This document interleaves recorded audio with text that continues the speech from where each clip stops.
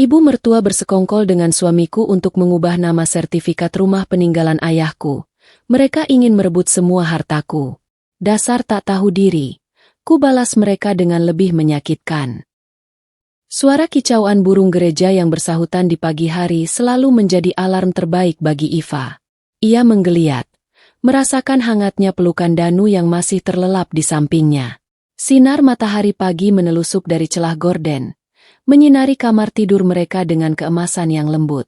Iva tersenyum, menyandarkan kepalanya ke dada bidang suaminya, menghirup aroma maskulin yang selalu menenangkan. Ini adalah ritual pagi favoritnya. Sebuah pengingat akan kesempurnaan hidup yang telah ia raih. Rumah ini, rumah ini, bukan sekadar bangunan, melainkan sebuah kanvas kenangan. Setiap sudutnya bercerita tentang tawarnya sang ayah, aroma masakan ibu yang selalu menguar, dan pelukan hangat dikala Iva kecil terjatuh saat belajar sepeda. Rumah bergaya Indische ini, dengan ubin terakota yang dingin di kaki, jendela-jendela tinggi yang memungkinkan angin sepel-sepel masuk, dan halaman belakang luas tempat Iva dulu menanam pohon mangga bersama ayahnya, adalah warisan tak ternilai. Ayahnya telah meninggalkannya dengan pesan sederhana. Jaga rumah ini, Iva. Ini adalah tempatmu berpulang, apapun yang terjadi. Kata-kata itu terukir dalam hati Iva, lebih dalam dari sekadar tulisan di sertifikat kepemilikan. Setelah menikah dengan Danu 4 tahun lalu, Iva merasa hidupnya semakin lengkap. Danu adalah segala yang Iva impikan. Tampan, cerdas, humoris, dan terlihat sangat mencintainya. Dia selalu bisa membuat Iva tertawa bahkan di hari terburuk sekalipun. Mereka memiliki rutinitas manis, sarapan bersama di teras belakang. Danu mengantar Iva ke butik kecilnya tempat ia mendesain dan menjual pakaian batik modern. Lalu mereka akan makan malam romantis atau sekadar menghabiskan waktu di sofa, berbagi cerita tentang hari mereka. Danu juga sangat menyayangi rumah ini. Setidaknya itu yang Iva rasakan. Ia sering membantu merawat taman, mengecat ulang pagar, atau sekadar duduk di beranda sambil menikmati secangkir kopi senja. "Kamu mau kopi?" tanya Iva lembut, mengecup pipi Danu. Danu menggeliat, membuka mata perlahan. Tentu saja, sayang." Ia menarik Iva lebih dekat.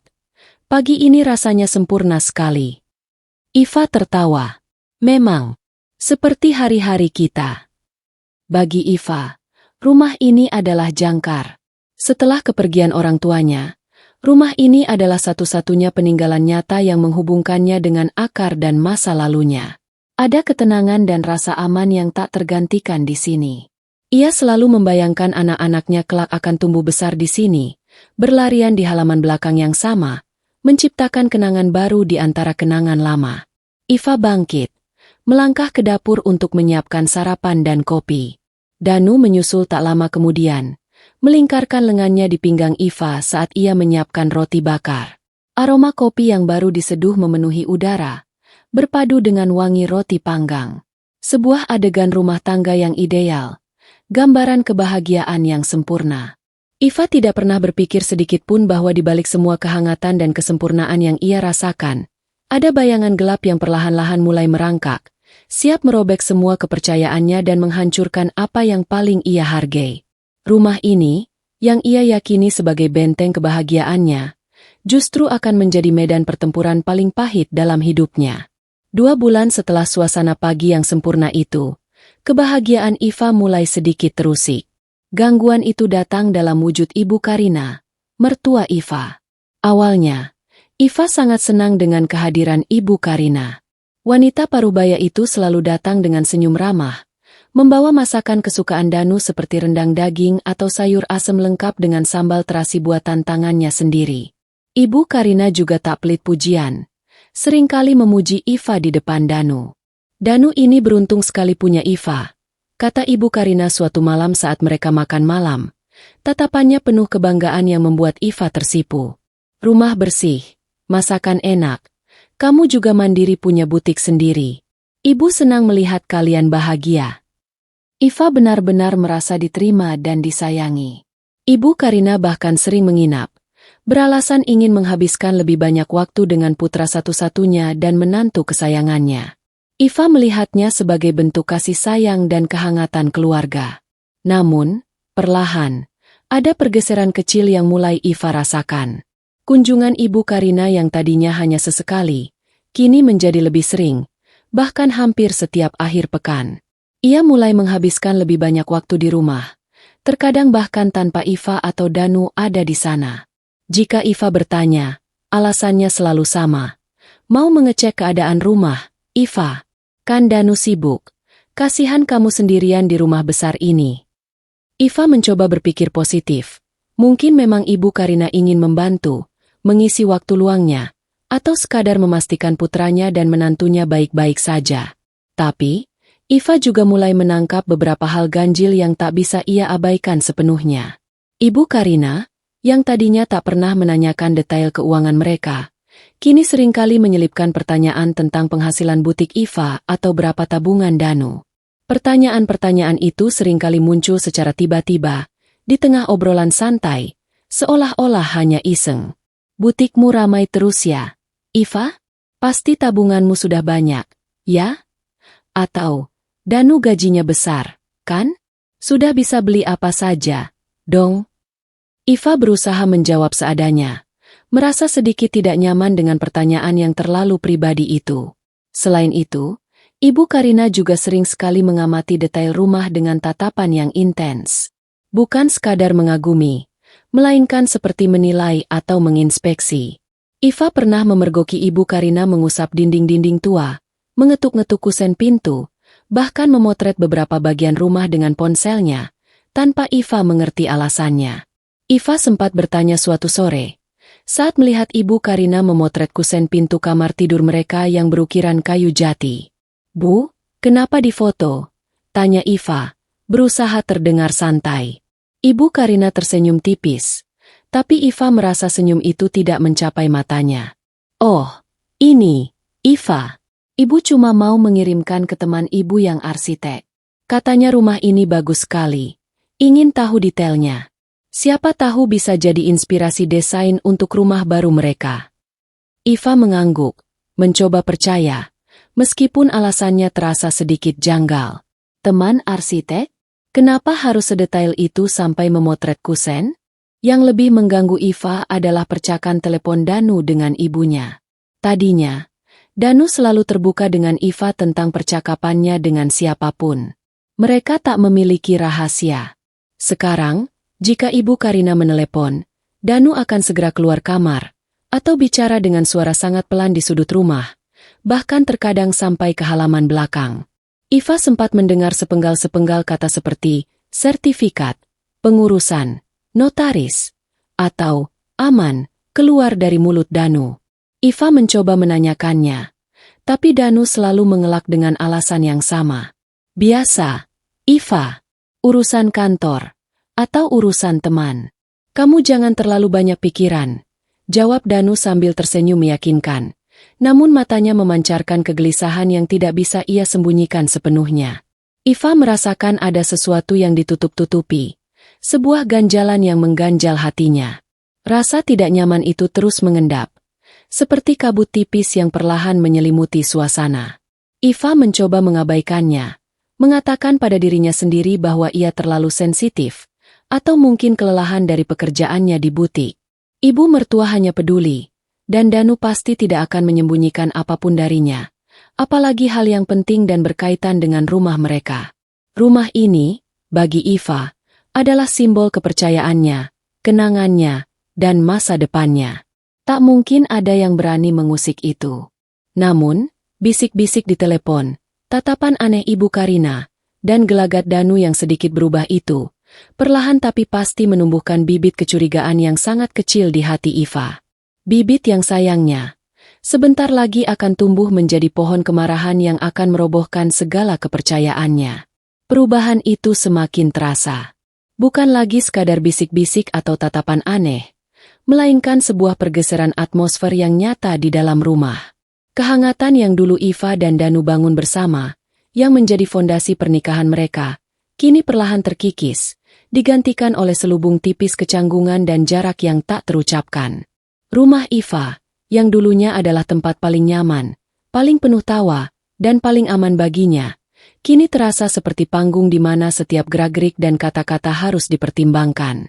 Danu, suaminya, yang Iva kenal sebagai pribadi terbuka dan ceria, kini menjadi pendiam dan seringkali terlihat jauh dalam pikirannya.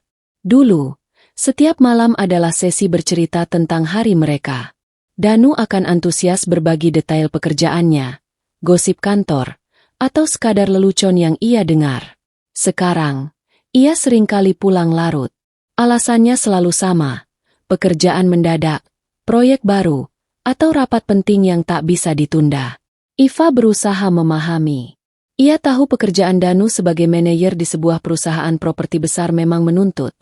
Seringkali mengharuskan ia berinteraksi dengan berbagai klien dan menghadapi tenggat waktu yang ketat. Namun, jika Iva mencoba bertanya lebih detail, mencoba menunjukkan ketertarikannya, Danu akan menjawab singkat, menghindari tatapan matanya, atau langsung mengalihkan pembicaraan dengan alasan kelelahan. Capek banget, Iva. Otakku rasanya berasap. Besok aja ya ceritanya. Adalah kalimat yang paling sering Iva dengar, diiringi helaan napas berat yang terdengar seperti ia sedang memikul beban rahasia. Malam-malam mereka yang dulu diisi dengan obrolan ringan di sofa sambil menonton serial kesukaan atau sekadar berbagi keheningan nyaman, kini seringkali berakhir dengan Danu yang sibuk dengan ponselnya. Jari jemarinya lincah mengetik pesan, sesekali tersenyum sendiri, bahkan terkadang terkekeh pelan. Namun, jika Iva melirik atau mencoba mendekat, Danu akan segera mengunci layar, membalikan ponselnya, atau bahkan buru-buru menyimpannya di saku. Iva mencoba mendekat, memeluknya dari belakang, mengendus aroma tubuhnya yang seharusnya ia kenal. "Kamu kenapa, Mas? Ada masalah di kantor? Atau ada yang mengganggu pikiranmu?" Tanyanya lembut, suaranya dipenuhi kekhawatiran yang tulus. Danu akan terlonjak kecil, seperti kaget, lalu tersenyum kaku. "Enggak, sayang. Ini cuma email dari klien. Biasalah, ada deadline yang mepet banget. Kamu tidur duluan aja. Nanti aku menyusul." Tapi Iva bisa merasakan kekakuan di bahunya, ketegangan yang tidak bisa ia sembunyikan. Dan, ia seringkali mencium aroma parfum wanita yang samar menempel di kemeja atau kerah Danu. Bukan parfumnya, dan bukan aroma yang familiar. Iva berusaha mengusir pikiran buruk. Mungkin itu parfum rekan kerja Danu yang tidak sengaja menempel saat berinteraksi di kantor.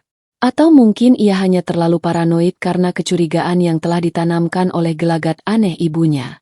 Iva menolak untuk melangkah lebih jauh dalam asumsi negatif, berharap semua ini hanyalah kecemasan tak berdasar. Hubungan Danu dengan Ibu Karina juga semakin intens, bahkan mencurigakan. Jika dulu panggilan telepon mereka hanya berlangsung beberapa menit untuk menanyakan kabar, kini panggilan itu bisa berlangsung lebih dari 1 jam. Danu bahkan kadang pergi keluar rumah, mencari tempat terpencil di taman belakang atau di garasi, untuk menerima panggilan tersebut, seolah-olah percakapan itu sangat rahasia dan tidak boleh didengar Iva. Iva pernah iseng mendekat ke pintu depan saat Danu berbicara di telepon di teras. Ia hanya bisa mendengar gumaman dan sesekali kata-kata seperti, "Tenang saja, Bu, sudah saya urus, pasti lancar." Atau, "Tidak akan ada masalah, pasti berhasil, tinggal tunggu waktu yang tepat." Iva bertanya-tanya, apa yang sedang mereka urus bersama sampai harus dirahasiakan darinya? Urusan apa yang membuat Danu begitu tertutup dan tegang? Suatu sore yang cerah, saat Iva pulang dari butiknya lebih awal, ia menemukan Ibu Karina sedang mengobrol santai dengan Danu di ruang tamu. Mereka tampak sangat akrab. Bahkan ada tawa renyah dari Ibu Karina yang melengking, disusul senyum lebar Danu. Pemandangan itu seharusnya menghangatkan hati Iva, tapi entah mengapa, ia justru merasa asing. Namun, begitu Iva membuka pintu dan masuk, obrolan mereka mendadak berhenti. Senyum di wajah Ibu Karina langsung memudar menjadi ekspresi datar, dan Danu tampak terkejut, seperti anak kecil yang tertangkap basah melakukan sesuatu yang nakal. "Oh, Iva sudah pulang," sapa Ibu Karina dengan nada yang sedikit berbeda, lebih dingin dan formal, tidak ada kehangatan seperti biasanya. "Iya, Bu," jawab Iva, mencoba bersikap biasa meskipun ia merasakan aura aneh di antara mereka. "Kalian sedang membicarakan apa? Kok seru sekali?" Sampai Iva tidak dengar kalian tertawa. Danu tergagap. Wajahnya sedikit memerah. Oh, ini, Iva. Cuma bahas persiapan ulang tahun ibu minggu depan. Kan mau ajak makan-makan keluarga besar. Ibu Karina segera menimpali. Dengan tatapan yang Iva rasakan seperti sebuah tuduhan terselubung. Iya, Iva. Kamu pasti sibuk sekali ya. Sampai-sampai ibu dan Danu harus bahas berdua. Tidak ada waktu untuk bicara dengan kami. Ada nada sindiran di kalimatnya. Sebuah tuduhan bahwa Iva terlalu sibuk dengan dirinya sendiri. Seolah-olah ia telah menjadi pengganggu dalam percakapan mereka. Iva merasa seperti tamu tak diundang di rumahnya sendiri. Malam itu, Iva tak bisa tidur. Ia berbaring di samping Danu yang sudah terlelap. Pikirannya berkecamuk, seperti benang kusut yang tak bisa ia urai. Kehangatan yang dulu mengikat mereka sebagai pasangan kini memudar, digantikan oleh gumpalan pertanyaan tak terjawab dan rasa cemas yang samar. Rumah ini, benteng kebahagiaannya yang selalu memberinya rasa aman, kini terasa asing, bahkan mencekam. Danu, suaminya, yang ia yakini akan selalu menjadi pelindung dan tempatnya bersandar, kini terasa seperti orang lain, penuh rahasia dan ketegangan. Iva tak tahu pasti apa yang sedang terjadi, namun instingnya berteriak ada sesuatu yang sangat salah. Sesuatu yang besar, yang akan mengubah segalanya. Dan ia tahu, firasat seorang istri, terutama yang berhubungan dengan pengkhianatan, jarang sekali meleset. Pagi itu dimulai seperti pagi-pagi biasanya. Setidaknya di permukaan. Iva bangun lebih awal, membiarkan keheningan rumah menyelimutinya saat ia mempersiapkan sarapan ringan dan kopi untuknya dan Danu. Danu masih terlelap pulas di ranjang.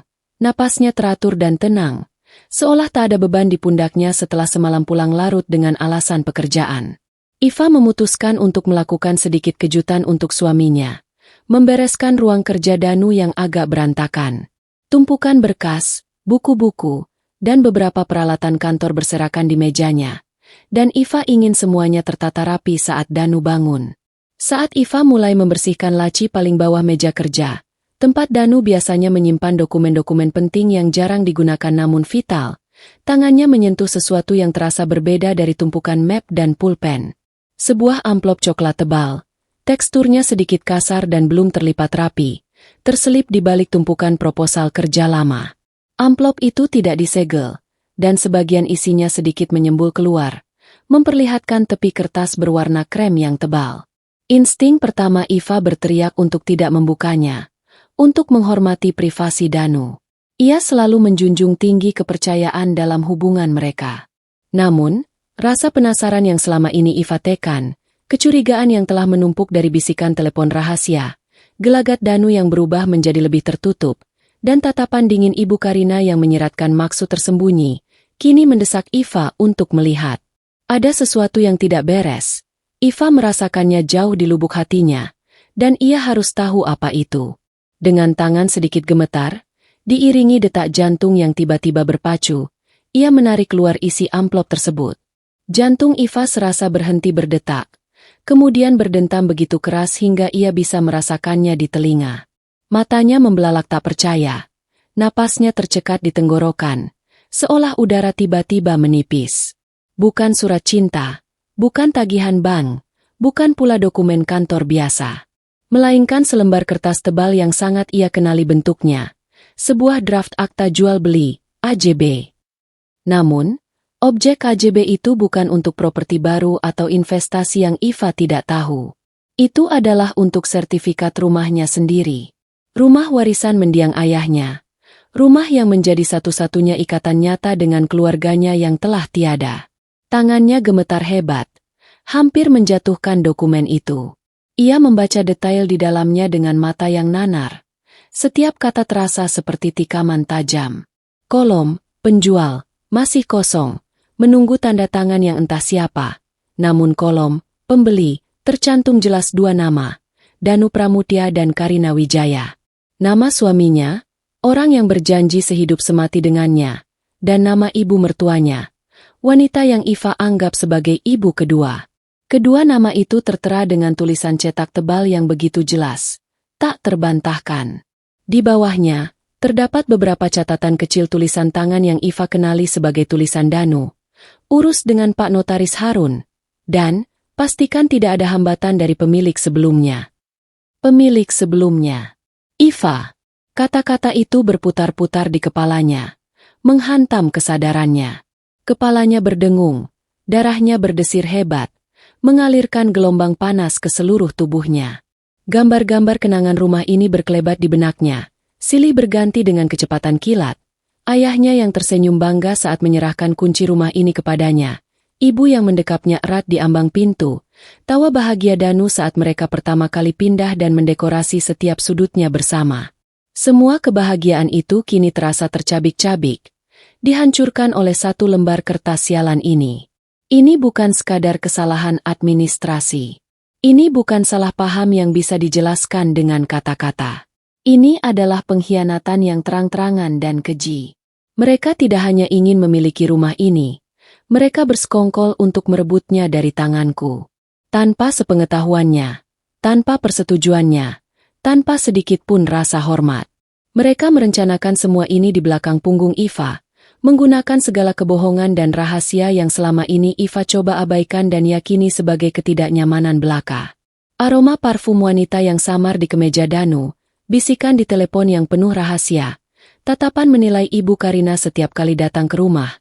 Semua teka-teki itu kini menyatu menjadi satu gambaran mengerikan yang sempurna. Mereka memang sedang mengurus sesuatu, dan sesuatu itu adalah hartanya. Satu-satunya peninggalan ayahnya yang paling berharga. Iva merasakan gelombang panas kemarahan membakar dadanya, membakar hingga ke ulu hati. Disusul rasa dingin menusuk dari pengkhianatan yang begitu kejam dan tak termaafkan. Air mata mulai mengalir deras. Bukan air mata kesedihan, melainkan air mata amarah yang membara, terasa panas di pipinya. Pandangannya tertuju pada Danu yang masih pulas di tempat tidur. Wajahnya tampak damai. Seolah tak ada beban. Seolah tak ada dosa yang ia simpan. Iva merasa jijik. Bagaimana bisa orang yang selama ini ia cintai, ia percaya sepenuh hati, melakukan hal serendah ini? Bagaimana bisa ibu yang selalu ia hormati, ia layani dengan penuh hormat? Ternyata adalah serigala berbulu domba yang siap menerkam apa saja demi keuntungan pribadi? Dasar tak tahu diri, bisiknya. Suaranya parau dan bergetar menahan tangis serta amarah yang meluap. Kalian ingin merebut semua hartaku? Aku Iva. Kalian akan menyesal. Akan kubalas kalian dengan lebih menyakitkan. Sertifikat rumah itu, simbol cinta dan kenangan yang tak ternilai baginya, kini menjadi bukti pengkhianatan yang paling pahit. Iva menggenggam erat dokumen itu di tangannya. Remasan tangannya membuat kertas itu sedikit kusut. Dadanya bergemuruh. Pikirannya dipenuhi badai amarah. Perasaan hancur itu perlahan berubah menjadi tekad yang membaja. Sebuah janji yang terucap dalam hati. Permainan telah dimulai, dan Iva tidak akan membiarkan mereka menang. Tidak, Iva akan memastikan mereka kalah, dan merasakan pahitnya akibat dari keserakahan mereka. Aroma kopi yang menguar di pagi hari, yang biasanya Iva nikmati sebagai penanda awal hari yang damai, kini terasa begitu pahit dan menyesakkan di lidahnya. Tangannya masih memegang erat draft akta jual beli itu. Kertas tebal berwarna krem yang kini kusut di beberapa bagian karena remasan amarahnya. Mata Iva terpaku pada nama-nama yang tertera di sana. Danu Pramutya dan Karina Wijaya. Nama suaminya. Nama ibu mertuanya. Kedua nama itu membakar matanya. Memicu badai emosi di dalam dadanya. Danu, suaminya, masih terlelap pulas di ranjang. Napasnya teratur dan damai. Seolah tak ada beban dosa yang ia pikul. Iva tak sanggup lagi menahan gejolak yang menggerogoti ulu hatinya. Rasa dikhianati, direndahkan, dan diinjak-injak harga dirinya, jauh lebih besar daripada rasa takut atau bahkan kesedihan yang mungkin datang belakangan. Ini harus diselesaikan, sekarang juga. Tidak ada ruang untuk penundaan. Dengan langkah mantap yang dipenuhi amarah dan tekad, Iva mendekati ranjang. Ia mencengkeram bahu Danu dengan kedua tangannya. Mengguncangnya kasar, seolah ingin membangunkan bukan hanya tubuhnya, tetapi juga nuraninya. Bangun! Bangun, Danu! Serunya. Suaranya bergetar namun penuh kekuatan. Danu menggeliat, mengerutkan kening karena tidurnya yang pulas tiba-tiba terganggu. Matanya terbuka perlahan, masih diselimuti kantuk. Ia menatap Iva dengan bingung. Iva? Ada apa? Ini masih pagi sekali. Ia mencoba bangkit, tapi Iva masih mencengkeram bahunya kuat-kuat. Pagi katamu. Iva melengking. Suaranya syarat emosi yang meluap-luap. Ia lantas melemparkan draft dokumen pengkhianatan itu tepat ke wajah Danu. Kertas itu mendarat di bantal di samping kepala Danu, kusut dan terlipat sebagian. Jelaskan ini. Apa-apaan ini? Iva menunjuk dokumen itu dengan jari telunjuk yang gemetar. Seolah dokumen itu adalah barang paling menjijikkan di dunia. Danu langsung terjaga sepenuhnya. Kantuk di matanya lenyap seketika, digantikan oleh kengerian yang nyata. Matanya membelalak saat melihat dokumen tersebut, membaca sekilas nama-nama yang tertera. Wajahnya yang tadinya mengantuk kini pucat pasi, seperti darahnya terkuras habis. Ketakutan jelas tergambar di sana. Ia tampak seperti tertangkap basah dengan tangan merah. Ia tergagap, mencoba meraih dokumen itu, tapi Iva menepis tangannya dengan kasar. Ini rumahku, Danu. Rumah ini adalah peninggalan ayahku. Bagaimana bisa kamu bersekongkol dengan ibumu untuk mengubah nama sertifikatnya? Apa kalian berdua sudah gila? Apa kalian ingin merebut semuanya dari aku? Dasar tak tahu diri. Dasar serakah. Iva tak bisa lagi membendung luapan emosinya. Kata-kata kasar meluncur begitu saja dari bibirnya, diiringi air mata yang terus mengalir deras membasahi pipinya. Bukan tangis sedih yang lemah, melainkan tangis amarah yang membakar habis semua sisa kepercayaannya. Danu mencoba bangkit, duduk di tepi ranjang, terlihat sangat cemas dan kebingungan. Keringat dingin mulai membasahi dahinya. Iva, sayang, dengarkan aku dulu. Ini tidak seperti yang kamu pikirkan. Ini hanya salah paham. Aku bisa menjelaskannya. Ada alasan di balik ini semua, Iva. Salah paham apa? Kamu pikir aku buta? Nama kalian berdua jelas tertulis di sini. Apa ini salah paham? Iva menunjuk dokumen itu dengan jari gemetar. Suaranya meninggi. Kamu, suamiku, orang yang kupercaya dengan seluruh jiwaku, dan ibumu, yang selalu kusayangi seperti ibuku sendiri. Kalian berdua, kalian menusukku dari belakang. Kalian bersekongkol menipuku. Apa kalian tidak punya hati nurani? Tepat pada saat Iva meluapkan amarahnya, pintu kamar terbuka. Ibu Karina berdiri di ambang pintu, wajahnya menunjukkan keterkejutan. Mungkin karena mendengar suara Iva yang meninggi hingga terdengar keluar kamar. Ada apa ini Iva? Pagi-pagi sudah ribut. Jangan seperti anak kecil. Hardiknya, mencoba mengambil alih kendali. Melihat Ibu Karina, amarah Iva makin memuncak. Kini ada dua pengkhianat di hadapannya. Tak bisa bersembunyi lagi. Oh, bagus. Pelaku utama sudah datang. Tanya saja pada anakmu ini, Bu. Tanya apa maksudnya dokumen sampah ini. Iva menunjuk dokumen di lantai dengan jijik, seolah itu adalah sampah yang paling kotor. Ibu Karina melirik dokumen itu. Iva melihat dengan jelas, senyum tipis, puas, namun licik yang sekilas melintas di bibir Ibu Karina sebelum wajahnya kembali berubah datar, diselimuti topeng keprihatinan palsu. Iva, itu kan untuk kebaikanmu juga, ujar Ibu Karina. Suaranya tenang namun penuh otoritas dan tersirat ancaman. Lagi pula, kamu ini perempuan. Kalau terjadi apa-apa, lebih baik properti atas nama laki-laki. Danu kan suamimu, darah daging ibu. Apa salahnya kalau ibu juga ikut mengurusnya? Demi masa depan kalian juga. Salahnya kalian ingin merampas hakku. Ini bukan hanya sekadar properti, Bu. Ini adalah warisan ayahku. Kenangan satu-satunya yang kumiliki. Danu, kamu diam saja mendengar ibumu bicara begitu. Kamu tidak membela istrimu. Iva menatap Danu, yang hanya menunduk, tak berani menatap matanya. Wajahnya semakin pucat. Ia seperti patung tak bernyawa. Sikap Danu yang pengecut itu semakin membuat Iva muak dan jijik. "Iva, kontrol dirimu," bentak Ibu Karina. Nadanya meninggi dan matanya menyala marah. "Kamu pikir ibu mau harta kalian? Ini semua untuk masa depan kalian. Kalau kamu tidak tahu berterima kasih, jangan salahkan ibu dan Danu." "Berterima kasih? Kalian mencuri di rumahku sendiri, merampas warisanku. Lalu aku harus berterima kasih?" Iva tertawa sinis, tawa yang penuh kepedihan dan kemarahan yang mendalam. "Dasar tak tahu diri. Aku sudah tahu semua busuknya rencana kalian. Jangan harap kalian akan berhasil mengambil apapun dariku.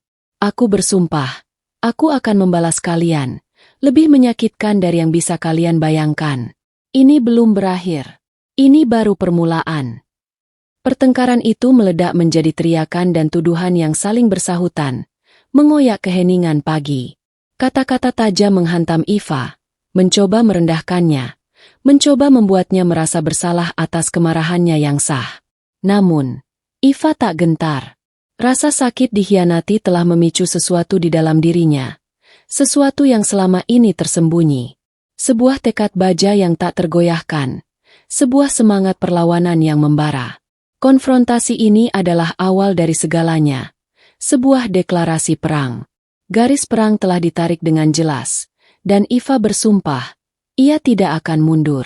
Ia akan berjuang sampai titik darah penghabisan untuk mempertahankan apa yang menjadi haknya, dan untuk membalaskan dendamnya. Setelah ledakan emosi di pagi yang menghancurkan itu, rumah Iva berubah total, jauh dari gambaran sempurna di bab 1. Bukan lagi rumah yang hangat, penuh tawa, dan berbalut cinta, melainkan sebuah medan perang dingin yang tegang, di mana setiap sudutnya dipenuhi ketegangan tak terlihat.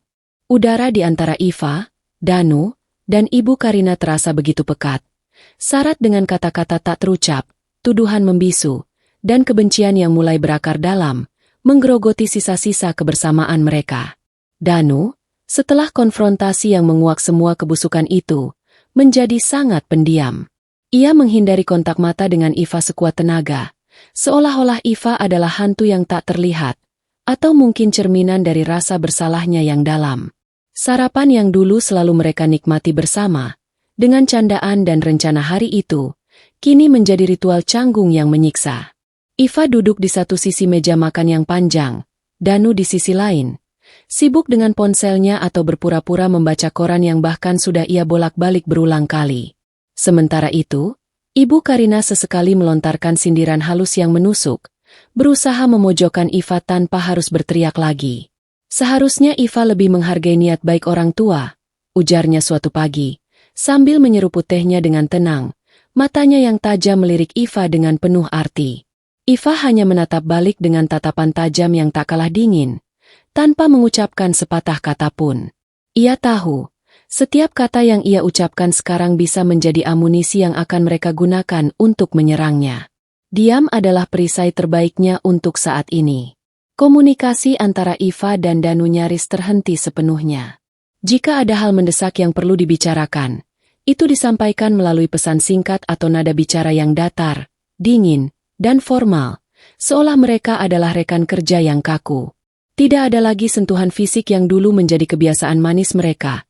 Tidak ada lagi candaan yang dulu selalu membuat Iva tertawa. Bahkan sapaan, sayang, atau mas, telah lenyap dari percakapan mereka, digantikan dengan panggilan nama yang kaku. Danu seringkali pulang lebih larut, bahkan terkadang menginap di luar dengan alasan pekerjaan yang sangat mendesak, atau klien dari luar kota. Iva tahu itu hanyalah alasan usang. Ia tahu Danu menghindarinya, dan rasa jijik itu bercampur dengan kepedihan yang menusuk. Kepedihan karena kehilangan sosok suami yang ia kenal, dan kini digantikan oleh orang asing yang berkhianat. Sementara itu, Ibu Karina justru semakin sering datang ke rumah, seolah-olah ia ingin menegaskan dominasinya, mengklaim wilayah. Ia akan datang tanpa pemberitahuan, kadang langsung masuk seolah-olah rumah itu miliknya. Ia berkeliling rumah, mengamati setiap detail, dan sesekali dengan sengaja memindahkan perabotan kecil atau mengubah letak hiasan, seperti vas bunga atau bingkai foto, seolah-olah ia sudah menjadi pemilik sah yang berhak mengatur segalanya. Iva melihatnya, ia melihat setiap gerakannya yang provokatif, tapi memilih untuk tidak bereaksi. Ia sedang mengumpulkan kekuatan, menganalisis situasi, dan merencanakan langkah selanjutnya. Ibu Karina juga tak segan-segan mengintervensi urusan rumah tangga mereka, memberikan instruksi kepada asisten rumah tangga tentang apa yang harus dimasak atau bagaimana membersihkan rumah, atau bahkan mengomentari pakaian Iva saat Iva hendak pergi ke butik.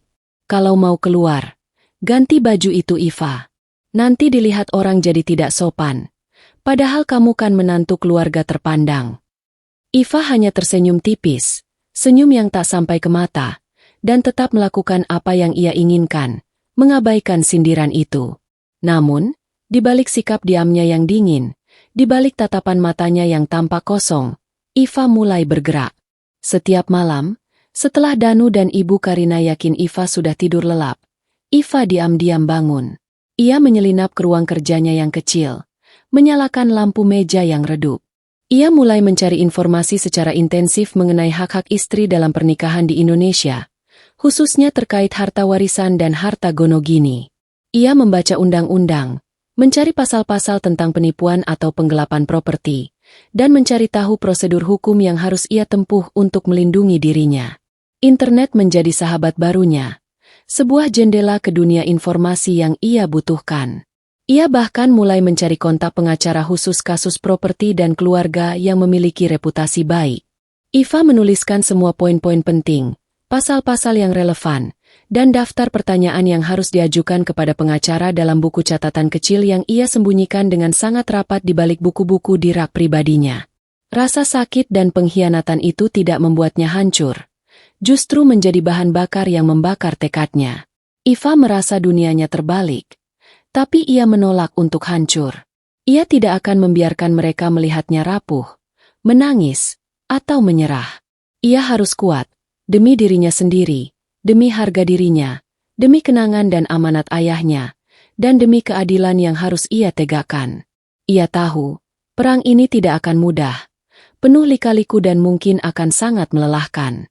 Tapi ia bersumpah untuk membalas setiap tetes air matanya, setiap luka pengkhianatan yang mereka torehkan. Iva tidak lagi melihat Danu sebagai suaminya, atau Ibu Karina sebagai mertuanya. Mereka adalah musuhnya. Dan di medan perang dingin ini, ia akan menjadi jenderal yang tak kenal ampun, siap melancarkan serangan balasan yang paling menyakitkan. 2 minggu berlalu sejak ledakan emosi yang mengoyak ketenangan pagi itu. Iva menjalani hari-harinya dengan mengenakan topeng ketenangan yang nyaris sempurna. Di siang hari, ia sibuk di butiknya, melayani pelanggan dengan senyum ramah, mendesain busana batik modern dengan kreativitas yang tak pernah padam, dan memastikan setiap detail bisnisnya berjalan mulus tanpa celah. Iva tahu, ia perlu uang, lebih dari sebelumnya.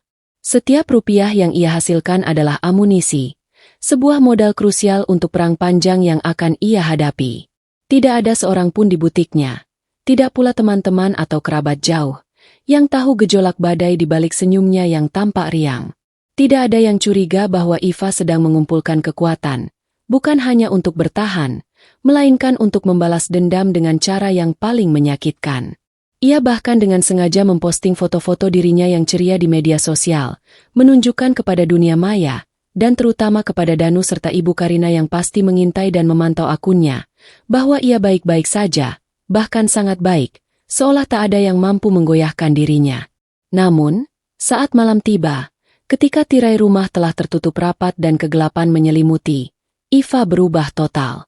Ketika Danu sudah terlelap di kamar sebelah, mereka kini tidur terpisah. Iva beralasan ia butuh waktu dan ruang untuk diri sendiri setelah kejadian itu. Iva menyelinap dari kamarnya. Ia tidak lagi menjadi istri yang tersakiti, melainkan seorang strategis yang dingin dan cermat. Laptopnya menjadi medan perang pertamanya. Ia tak lagi hanya membaca pasal-pasal undang-undang secara umum, melainkan mulai menggali lebih dalam, mencari celah, dan merumuskan langkah. Iva mulai menghubungi beberapa kantor hukum yang ia temukan di internet, secara anonim pada awalnya. Ia tidak langsung menyebutkan namanya atau detail pribadinya. Ia bertanya tentang prosedur pembatalan akta jika terbukti ada penipuan atau pemalsuan dokumen, tentang hak-hak istri atas harta warisan yang diperoleh sebelum pernikahan, harta bawaan, dan harta bersama setelah pernikahan, harta gonogini, dan potensi tuntutan pidana bagi pihak yang bersekongkol melakukan penggelapan atau manipulasi properti. Iva membuat daftar pertanyaan terperinci, memastikan tidak ada celah hukum yang terlewat, seolah ia sedang menyiapkan skenario terburuk dan terbaik sekaligus. Ia mencatat setiap informasi penting dari situs-situs hukum terkemuka dan forum diskusi hukum daring. Salah satu kantor hukum yang paling menarik perhatian Iva adalah Kantor Hukum Paramartha Orekan. Firman ini dikenal memiliki spesialisasi dalam kasus perdata dan pertanahan, dan memiliki reputasi yang sangat baik dalam menangani kasus-kasus yang melibatkan manipulasi dokumen atau sengketa warisan yang kompleks. Iva mengirimkan email singkat, menjelaskan secara garis besar masalahnya tanpa menyebutkan nama spesifik atau detail yang terlalu pribadi.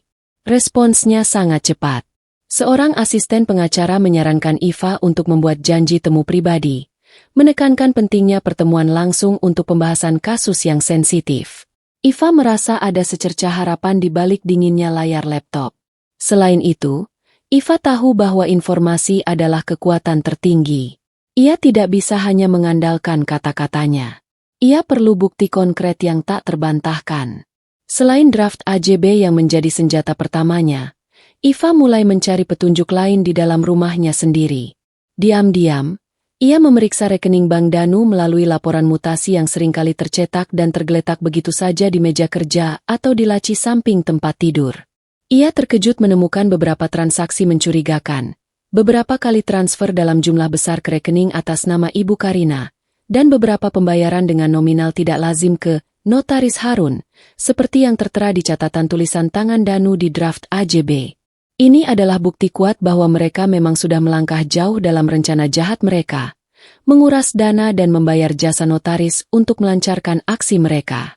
Iva tidak ragu.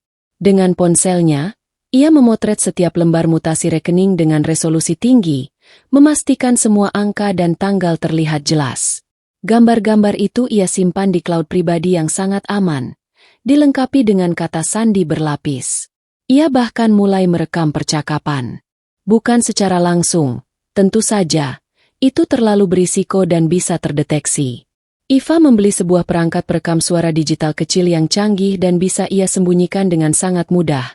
Ukurannya tak lebih besar dari jari kelingking. Suatu malam, ia sengaja meletakkannya di dekat pintu kamar Danu saat ia tahu Danu sedang menelepon ibunya, karena suara Danu yang mereda dan bisikannya mengindikasikan percakapan penting. Hasil rekamannya memang tidak sempurna. Banyak gumaman dan kata yang tidak jelas karena jarak dan volume suara yang rendah. Namun, ada beberapa frasa kunci yang terekam cukup jelas dan bisa ia dengar dengan hati-hati. Sudah hampir beres, Bu. Jangan khawatir, semuanya berjalan lancar. Dan, dia tidak akan tahu sampai semuanya selesai. Ini adalah bukti niat jahat, konspirasi, dan kesadaran mereka akan tindakan ilegal yang mereka lakukan. Setiap pagi, setelah semalaman Iva mengumpulkan informasi dan menyusun strategi, ia akan menghapus semua jejak digitalnya dari laptop dan ponsel yang mungkin bisa terdeteksi, menyimpan kembali dokumen fisik dan rekaman digital di tempat yang sangat aman dan sulit ditemukan. Ia kembali memakai topeng istri yang sedikit tersakiti namun tetap tegar, kembali ke rutinitas butik dan rumah tangga yang dingin. Iva tahu ia tidak boleh terlihat panik, ketakutan, atau bahkan terlalu mencurigakan. Musuhnya sangat licik, dan ia harus lebih licik, lebih sabar, dan lebih cerdas. Di dalam dirinya, Iva merasakan percampuran emosi yang aneh. Ada kemarahan yang membara, rasa sakit dari pengkhianatan yang tak terlukiskan, tapi juga ada ketenangan yang tumbuh dari keyakinan bahwa ia sedang berjuang untuk keadilan. Ia tidak lagi peduli dengan cinta yang hancur atau kepercayaan yang dikhianati. Fokusnya kini adalah satu-satunya, mempertahankan apa yang menjadi haknya. Warisan berharga ayahnya, dan memastikan Danu serta Ibu Karina membayar mahal atas keserakahan dan pengkhianatan keji mereka. Strategi telah dirancang, dan Iva siap melangkah ke tahap selanjutnya, siap menghadapi apapun yang akan terjadi. Di sisi lain rumah, yang kini terasa seperti markas musuh bagi Iva, Danu dan Ibu Karina pun tak tinggal diam. Ledakan Iva pagi itu memang mengejutkan mereka, membuat rencana rahasia mereka sedikit terancam terbongkar lebih cepat dari dugaan. Namun, Alih-alih memicu penyesalan atau keinginan untuk berdamai, insiden tersebut justru memicu mereka untuk semakin mengencangkan cengkeraman pada rencana busuk mereka. Iva memang sudah tahu, tapi mereka yakin bisa memutarbalikkan fakta dan membuat Iva tampak gila di mata orang lain, sehingga tidak ada yang akan percaya pada ceritanya. Mereka mulai membangun jaringan kebohongan yang rumit dan berlapis, menjerat Iva dalam narasi palsu yang mereka ciptakan sendiri. Ibu Karina adalah dalang utamanya, sang arsitek di balik semua manipulasi ini. Wanita itu memang cerdas, licik, dan pandai bersandiwara. Segera setelah konfrontasi dengan Iva, Ibu Karina mulai melancarkan serangan diplomatiknya. Ia menelepon kerabat dekat, teman-teman lama Iva, bahkan beberapa tetangga yang cukup akrab dengan pasangan itu. Dengan suara yang dibuat pilu, seolah ia adalah korban, dan penuh keprihatinan yang palsu, ia mulai menyebarkan cerita versi mereka, membingkai Iva sebagai sosok yang bermasalah. Kasihan sekali Danu, Tante. Keluhnya pada seorang bibi jauh Iva yang sering menanyakan kabar. Iva sekarang berubah drastis setelah pandemi ini. Entah kenapa jadi sensitif sekali dan gampang marah. Kemarin sampai marah-marah histeris dan menuduh yang tidak-tidak hanya karena Danu ingin membantu mengurus surat-surat rumah. Kan niatnya baik, agar kalau ada apa-apa, Iva sebagai perempuan tidak kerepotan.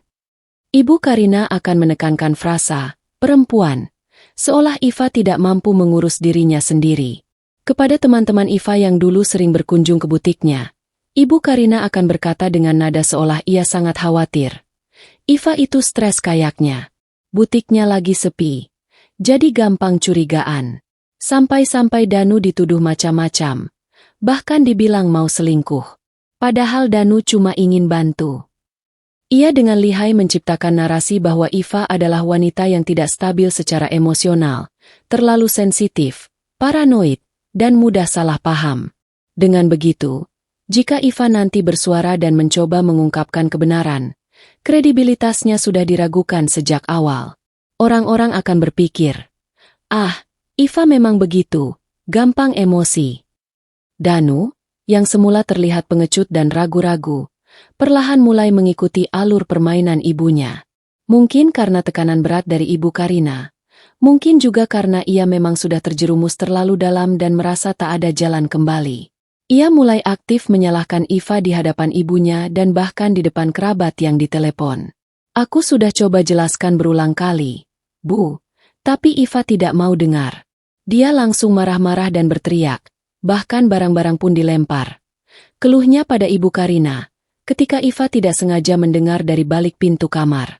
Dia bilang aku tidak mencintainya lagi dan aku ingin hartanya. Padahal aku hanya ingin yang terbaik untuk masa depan kami bersama. Di hadapan Iva, Danu akan bermain peran sebagai suami yang tersakiti dan kebingungan, seolah ia adalah korban. Kenapa kamu jadi begini, Eva? Aku kan cuma mau meringankan bebanmu. Ibu juga niatnya baik. Dia peduli pada kita. Apa kamu tidak percaya lagi padaku? Kamu meragukan cinta kita. Mata Danu akan dipenuhi kesedihan yang Iva tahu palsu. Sebuah akting sempurna yang dulu mungkin bisa mengelabuhinya. Ia berusaha keras membuat Iva merasa bersalah. Merasa bahwa Ivalah yang telah menghancurkan pernikahan mereka dengan kecurigaan tak berdasar dan amarah yang berlebihan. Mereka juga mulai memperketat penjagaan terhadap dokumen atau informasi yang bisa Iva gunakan sebagai bukti. Laci meja kerja Danu, tempat Iva menemukan draft AJB, kini selalu terkunci dengan rapat. Danu tidak lagi meninggalkan laporan mutasi bank sembarangan di meja. Ponselnya selalu dalam genggamannya, bahkan saat tidur, diletakkan di bawah bantal. Mereka menjadi lebih waspada, tahu Iva sudah mengetahui sebagian rencana mereka, tapi mereka yakin Iva tidak memiliki bukti yang cukup kuat untuk melawan mereka di jalur hukum. Suasana rumah semakin mencekam.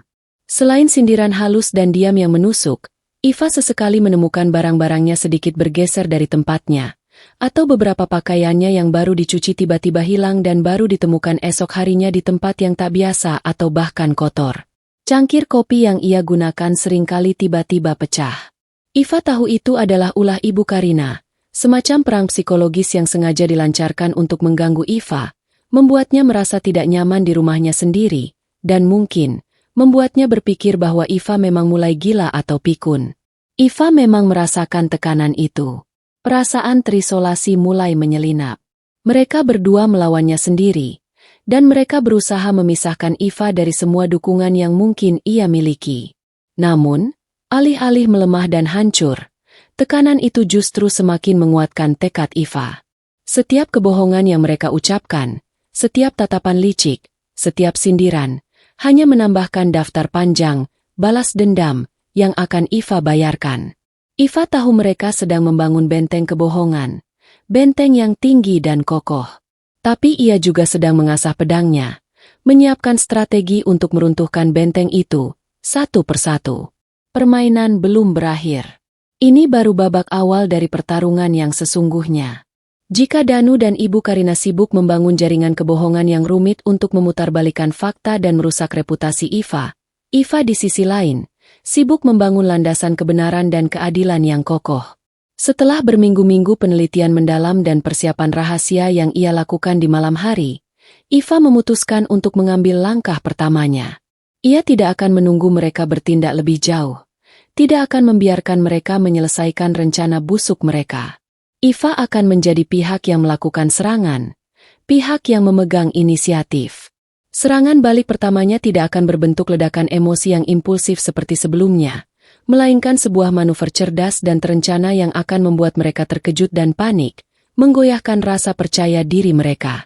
Pagi itu, Iva menelepon kantor hukum para Martau Rekan, firma hukum yang telah ia teliti dengan cermat. Ia berbicara langsung dengan salah satu pengacara senior di sana, seorang wanita bernama Bu Ratna. Bu Ratna dikenal sebagai sosok yang tegas, lugas, dan sangat berpengalaman dalam menangani kasus-kasus sengketa properti yang kompleks, serta memiliki reputasi yang sangat baik di kalangan praktisi hukum. Iva menjelaskan duduk perkaranya secara singkat namun padat, menyebutkan keberadaan draft akta jual beli, AJB, yang mencurigakan dan bukti transfer dana yang ia temukan. Ia juga menceritakan bagaimana Danu dan Ibu Karina mulai menyebarkan cerita palsu tentang dirinya. Bu Ratna mendengarkan dengan seksama, sesekali mengajukan pertanyaan singkat namun tepat sasaran, menunjukkan bahwa ia memahami inti masalah Iva. Iva bisa merasakan Bu Ratna terkesan dengan detail dan bukti awal yang Iva miliki. "Baik, Ibu Iva," ujar Bu Ratna di akhir pembicaraan mereka. Nadanya serius namun meyakinkan. Ini memang indikasi kuat adanya upaya penggelapan dan penipuan. Terlebih jika ada bukti transfer dana yang mendukung niat tersebut. Saya sarankan Anda segera datang ke kantor kami besok pagi. Bawa semua bukti yang Anda miliki, termasuk draft AJB dan bukti transfer bank. Semakin lengkap, semakin kuat posisi kita. Keesokan harinya, Iva pergi ke butiknya seperti biasa, menunjukkan rutinitas normal. Namun, ia meminta salah satu karyawannya untuk menjaga butik lebih awal, dengan alasan ada urusan penting yang harus ia selesaikan. Dengan langkah mantap, dipenuhi campuran kecemasan dan tekad, ia melaju ke kantor hukum para Martau Rekan. Di sana, di sebuah ruangan yang tenang dan formal, Iva mengeluarkan semua yang ia punya. Draft AJB yang kini sudah ia laminating agar tidak rusak dan tetap menjadi bukti yang utuh. Foto-foto mutasi rekening Danu yang menunjukkan transfer dana ke Ibu Karina dan ke Notaris Harun. Serta rekaman suara percakapan telepon yang samar namun menunjukkan adanya konspirasi di antara Danu dan ibunya. Iva menceritakan kronologi lengkap, dari perubahan sikap Danu yang semakin tertutup, kunjungan Ibu Karina yang intens dan mencurigakan, hingga detik-detik penemuan dokumen pengkhianatan itu. Bu Ratna dan timnya, yang terdiri dari seorang asisten pengacara muda dan seorang paralegal, memeriksa setiap bukti dengan cermat dan teliti. Mereka sesekali berbisik, mengangguk, atau mencatat poin-poin penting. "Ini kuat sekali, Ibu Iva," kata Bu Ratna, matanya menyala dengan keyakinan. "Terutama draft AJB ini. Ini adalah bukti niat jahat yang jelas dan tidak bisa disangkal. Dan bukti transfer dana ini secara konkret mengindikasikan adanya pergerakan uang untuk tujuan tersebut. Kita bisa layangkan somasi kepada suami Anda dan ibu mertua Anda. Ini adalah peringatan resmi, sebuah teguran hukum yang kuat, sebelum kita masuk ranah hukum yang lebih serius seperti gugatan perdata atau bahkan pelaporan pidana." "Somasi," Kata itu terdengar dingin, formal, dan penuh kekuatan hukum. Iva merasakan sedikit kepuasan. Ini bukan lagi sekadar pertengkaran rumah tangga biasa yang bisa mereka anggap remeh. Ini adalah langkah hukum yang serius. Sebuah pernyataan bahwa Iva tidak main-main dan ia serius untuk memperjuangkan haknya. Sore harinya, tepat saat Iva tahu Danu dan Ibu Karina sedang berada di rumah, menikmati teh sore mereka di teras belakang, sebuah kurir dari kantor hukum para Martaurekan tiba di depan pintu rumah mereka. Sang kurir, mengenakan seragam rapi, menyerahkan sebuah amplop besar berwarna coklat dengan logo firma hukum yang tercetak jelas di sudutnya, langsung kepada Danu. Iva memperhatikan dari balik jendela ruang tamu. Jantungnya berdegup kencang namun penuh antisipasi. Danu tampak bingung saat menerima amplop itu. Ia membuka dan membaca isinya, dan seketika wajahnya memucat pasi, seperti melihat hantu. Ibu Karina yang menghampiri, ikut membaca, dan reaksi mereka berdua tak kalah dramatis. Wajah Ibu Karina mengeras, matanya memancarkan kemarahan dan ketidakpercayaan yang luar biasa, seolah tak percaya Iva berani melakukan ini. Mereka berbisik-bisik panik, sesekali melirik ke arah Iva yang berpura-pura sibuk di dapur, mencuci piring dengan tenang. Malam itu, suasana di rumah jauh lebih mencekam daripada sebelumnya. Danu dan Ibu Karina terlihat sangat gelisah, mondar-mandir, dan terus berbisik-bisik. Mereka mencoba berbicara dengan Iva, mencoba bertanya apa maksud dari surat itu, tapi Iva mengabaikan mereka. Ia tahu somasi itu adalah pukulan pertama yang telak, sebuah peringatan yang berhasil mencapai sasaran. Serangan baliknya telah dimulai, dan dampaknya terlihat jelas. Mereka yang tadinya merasa di atas angin, yakin bisa mengendalikan situasi dan memanipulasi Iva, kini merasakan tekanan yang nyata. Iva merasakan sedikit kepuasan yang dingin. Ini baru permulaan, tapi ia sudah berhasil membalikkan keadaan, membuat mereka berada di posisi defensif.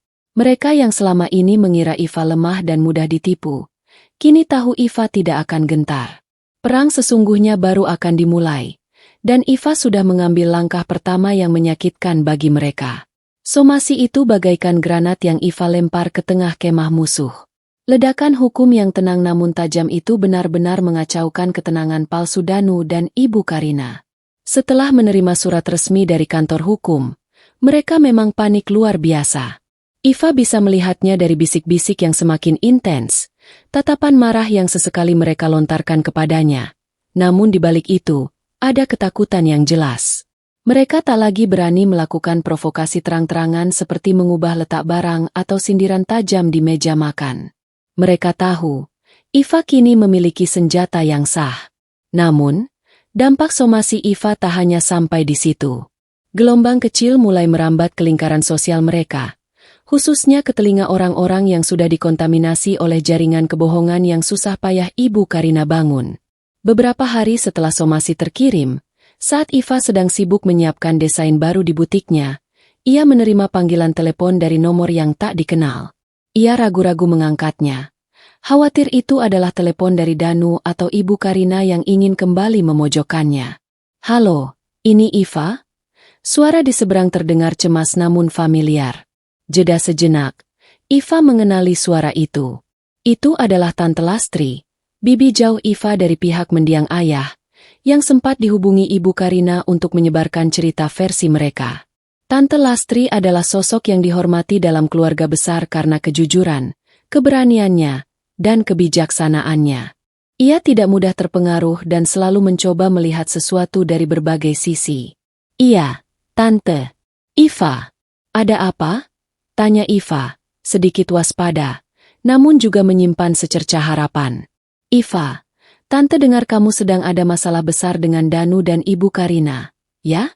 Sampai ada surat-surat hukum segala." Tante Lastri langsung ke intinya, tanpa basa-basi. "Tante minta maaf. Iva, kemarin Ibu Karina telepon Tante, cerita macam-macam tentang kamu. Dia bilang kamu sensitif, gampang marah, sampai menuduh Danu yang tidak-tidak. Katanya kamu stres butik sepi. Tante sempat percaya, tapi Tante juga kenal kamu dari kecil.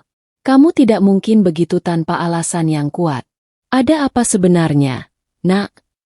Jantung Iva berdegup kencang. Ia merasakan kelegaan yang luar biasa. Ada yang bersedia mendengarnya.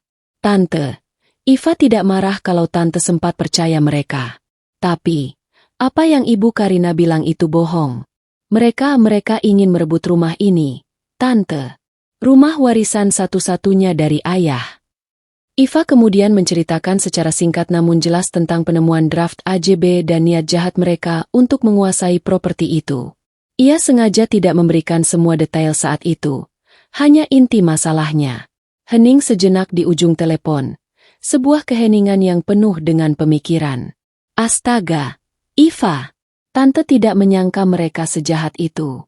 Memangnya, kalau sudah urusan harta, orang bisa gelap mata dan tidak punya hati nurani. Tante Lastri terdengar geram, suaranya dipenuhi amarah yang tulus. Kamu jangan takut, Iva. Tante akan bantu. Tante akan bicara dengan kerabat yang lain. Mereka semua harus tahu kebenarannya. Kamu punya bukti, kan? Kalau punya bukti, kita tidak perlu takut. Dukungan Tante Lastri adalah embun di tengah gurun bagi Iva. Ia tak menyangka ada yang akan berdiri di sisinya setelah semua kebohongan yang disebarkan Ibu Karina. Ini adalah dukungan tak terduga yang sangat berarti, bukan hanya secara moral, tapi juga strategis. Iva segera berbagi bukti-bukti awal yang ia miliki, salinan draft AJB, foto mutasi rekening, kepada Tante Lastri melalui pesan pribadi yang terenkripsi.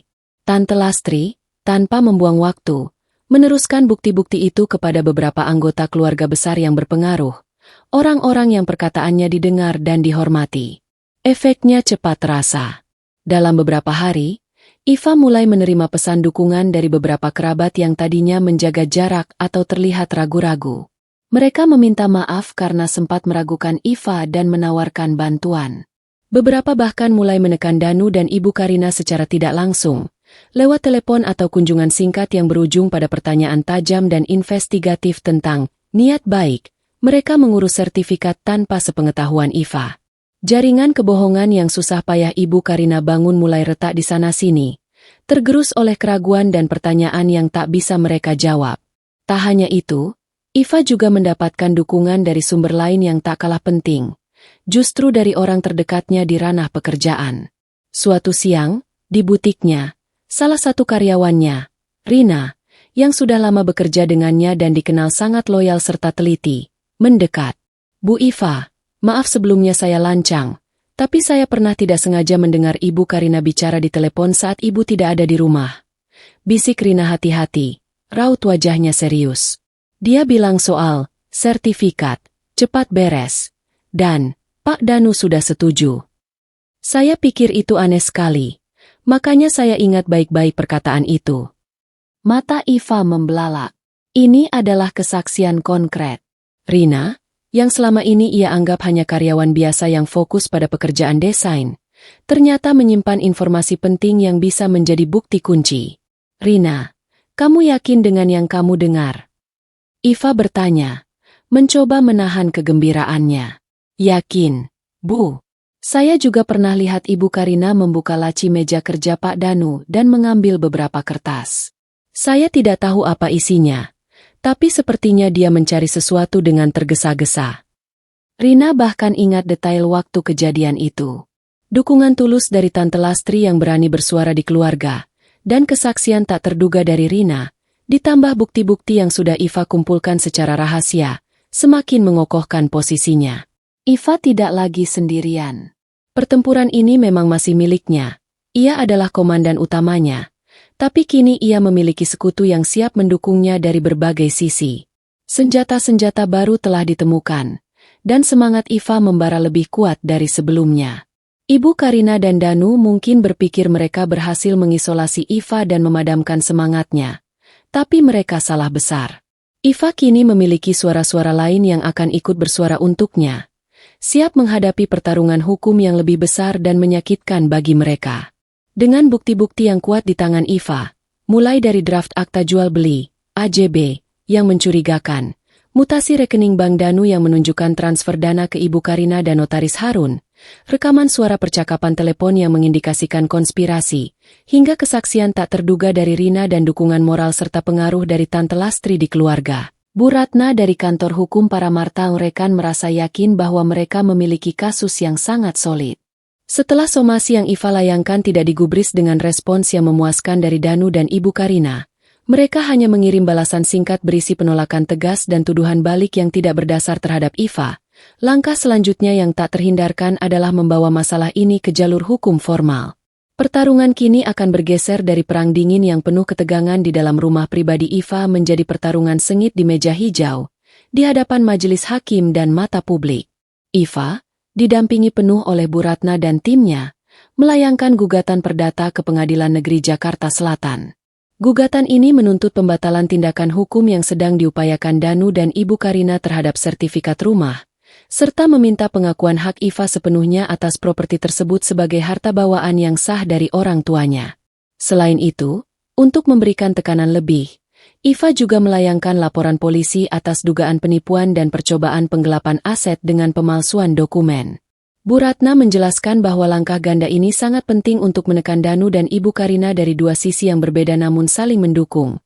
Gugatan perdata untuk mengamankan aset dan memastikan hak Iva atas rumah, serta laporan pidana untuk memberikan efek jera atas tindakan ilegal yang mereka lakukan. Persidangan pertama dijadwalkan sebulan kemudian. Selama masa tunggu ini, Iva tidak membuang waktu. Ia menghabiskan hari-harinya di antara butiknya dan persiapan kasusnya. Ia mempelajari semua detail kasusnya secara mendalam, memahami setiap klausul hukum yang relevan, berlatih menjawab pertanyaan-pertanyaan sulit bersama Bu Ratna, dan yang terpenting, menyiapkan mentalnya. Ia tahu ini akan menjadi proses yang sangat melelahkan, panjang, dan menyakitkan secara emosional, terutama karena ia harus berhadapan langsung dengan Danu, suaminya, dan Ibu Karina, ibu mertuanya, di muka umum. Rasa sakit hati dan amarah itu ia ubah menjadi kekuatan dan fokus. Hari persidangan akhirnya tiba. Gedung pengadilan yang besar dan formal terasa dingin dan asing bagi Iva, jauh dari kehangatan rumah yang dulu ia kenal. Di ruang sidang yang megah namun mencekam, yang dipenuhi orang-orang dengan wajah serius, Iva melihat Danu duduk di sisi lain meja, di samping seorang pengacara yang terlihat agak panik dan kurang percaya diri. Ibu Karina juga ada di sana, mengenakan kebaya rapi, wajahnya tampak tegang dan keras, namun masih mencoba mempertahankan aura dominan dan angkuhnya. Pandangan Iva bertemu dengan pandangan mereka. Iva melihat kilatan kemarahan, kebencian, namun juga ketakutan dan kegelisahan yang jelas di mata mereka. Tapi, Iva menolak untuk gentar. Ia adalah korban di sini, dan ia akan berdiri tegak memperjuangkan keadilan, tanpa sedikit pun keraguan. Sidang dimulai dengan pembacaan gugatan Iva oleh Bu Ratna.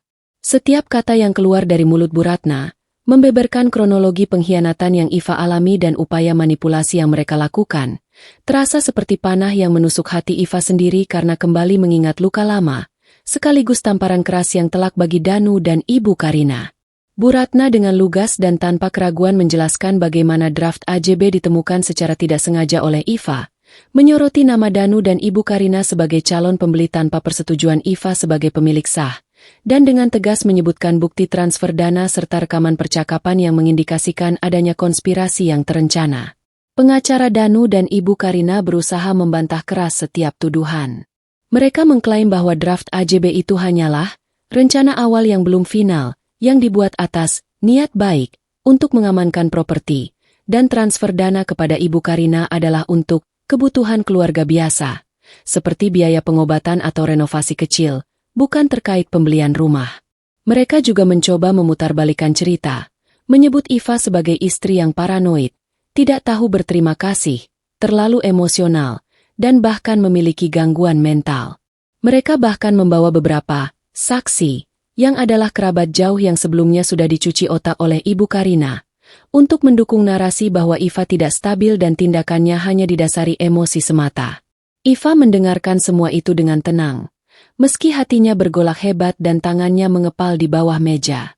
Ia tahu semua itu adalah bagian dari permainan kotor mereka. Bu Ratna memberikan isyarat padanya untuk tetap tenang, tidak terpancing emosi. Saat giliran Iva memberikan keterangan, Ia berbicara dengan suara yang jelas, mantap, dan penuh keyakinan.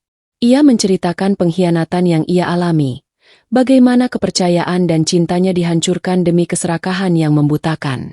Ia tidak berteriak atau histeris, justru ketenangannya yang dingin dan logis membuat kesaksiannya semakin kuat dan meyakinkan, membuat majelis hakim dan orang-orang di ruangan itu meresapi setiap kata yang ia ucapkan.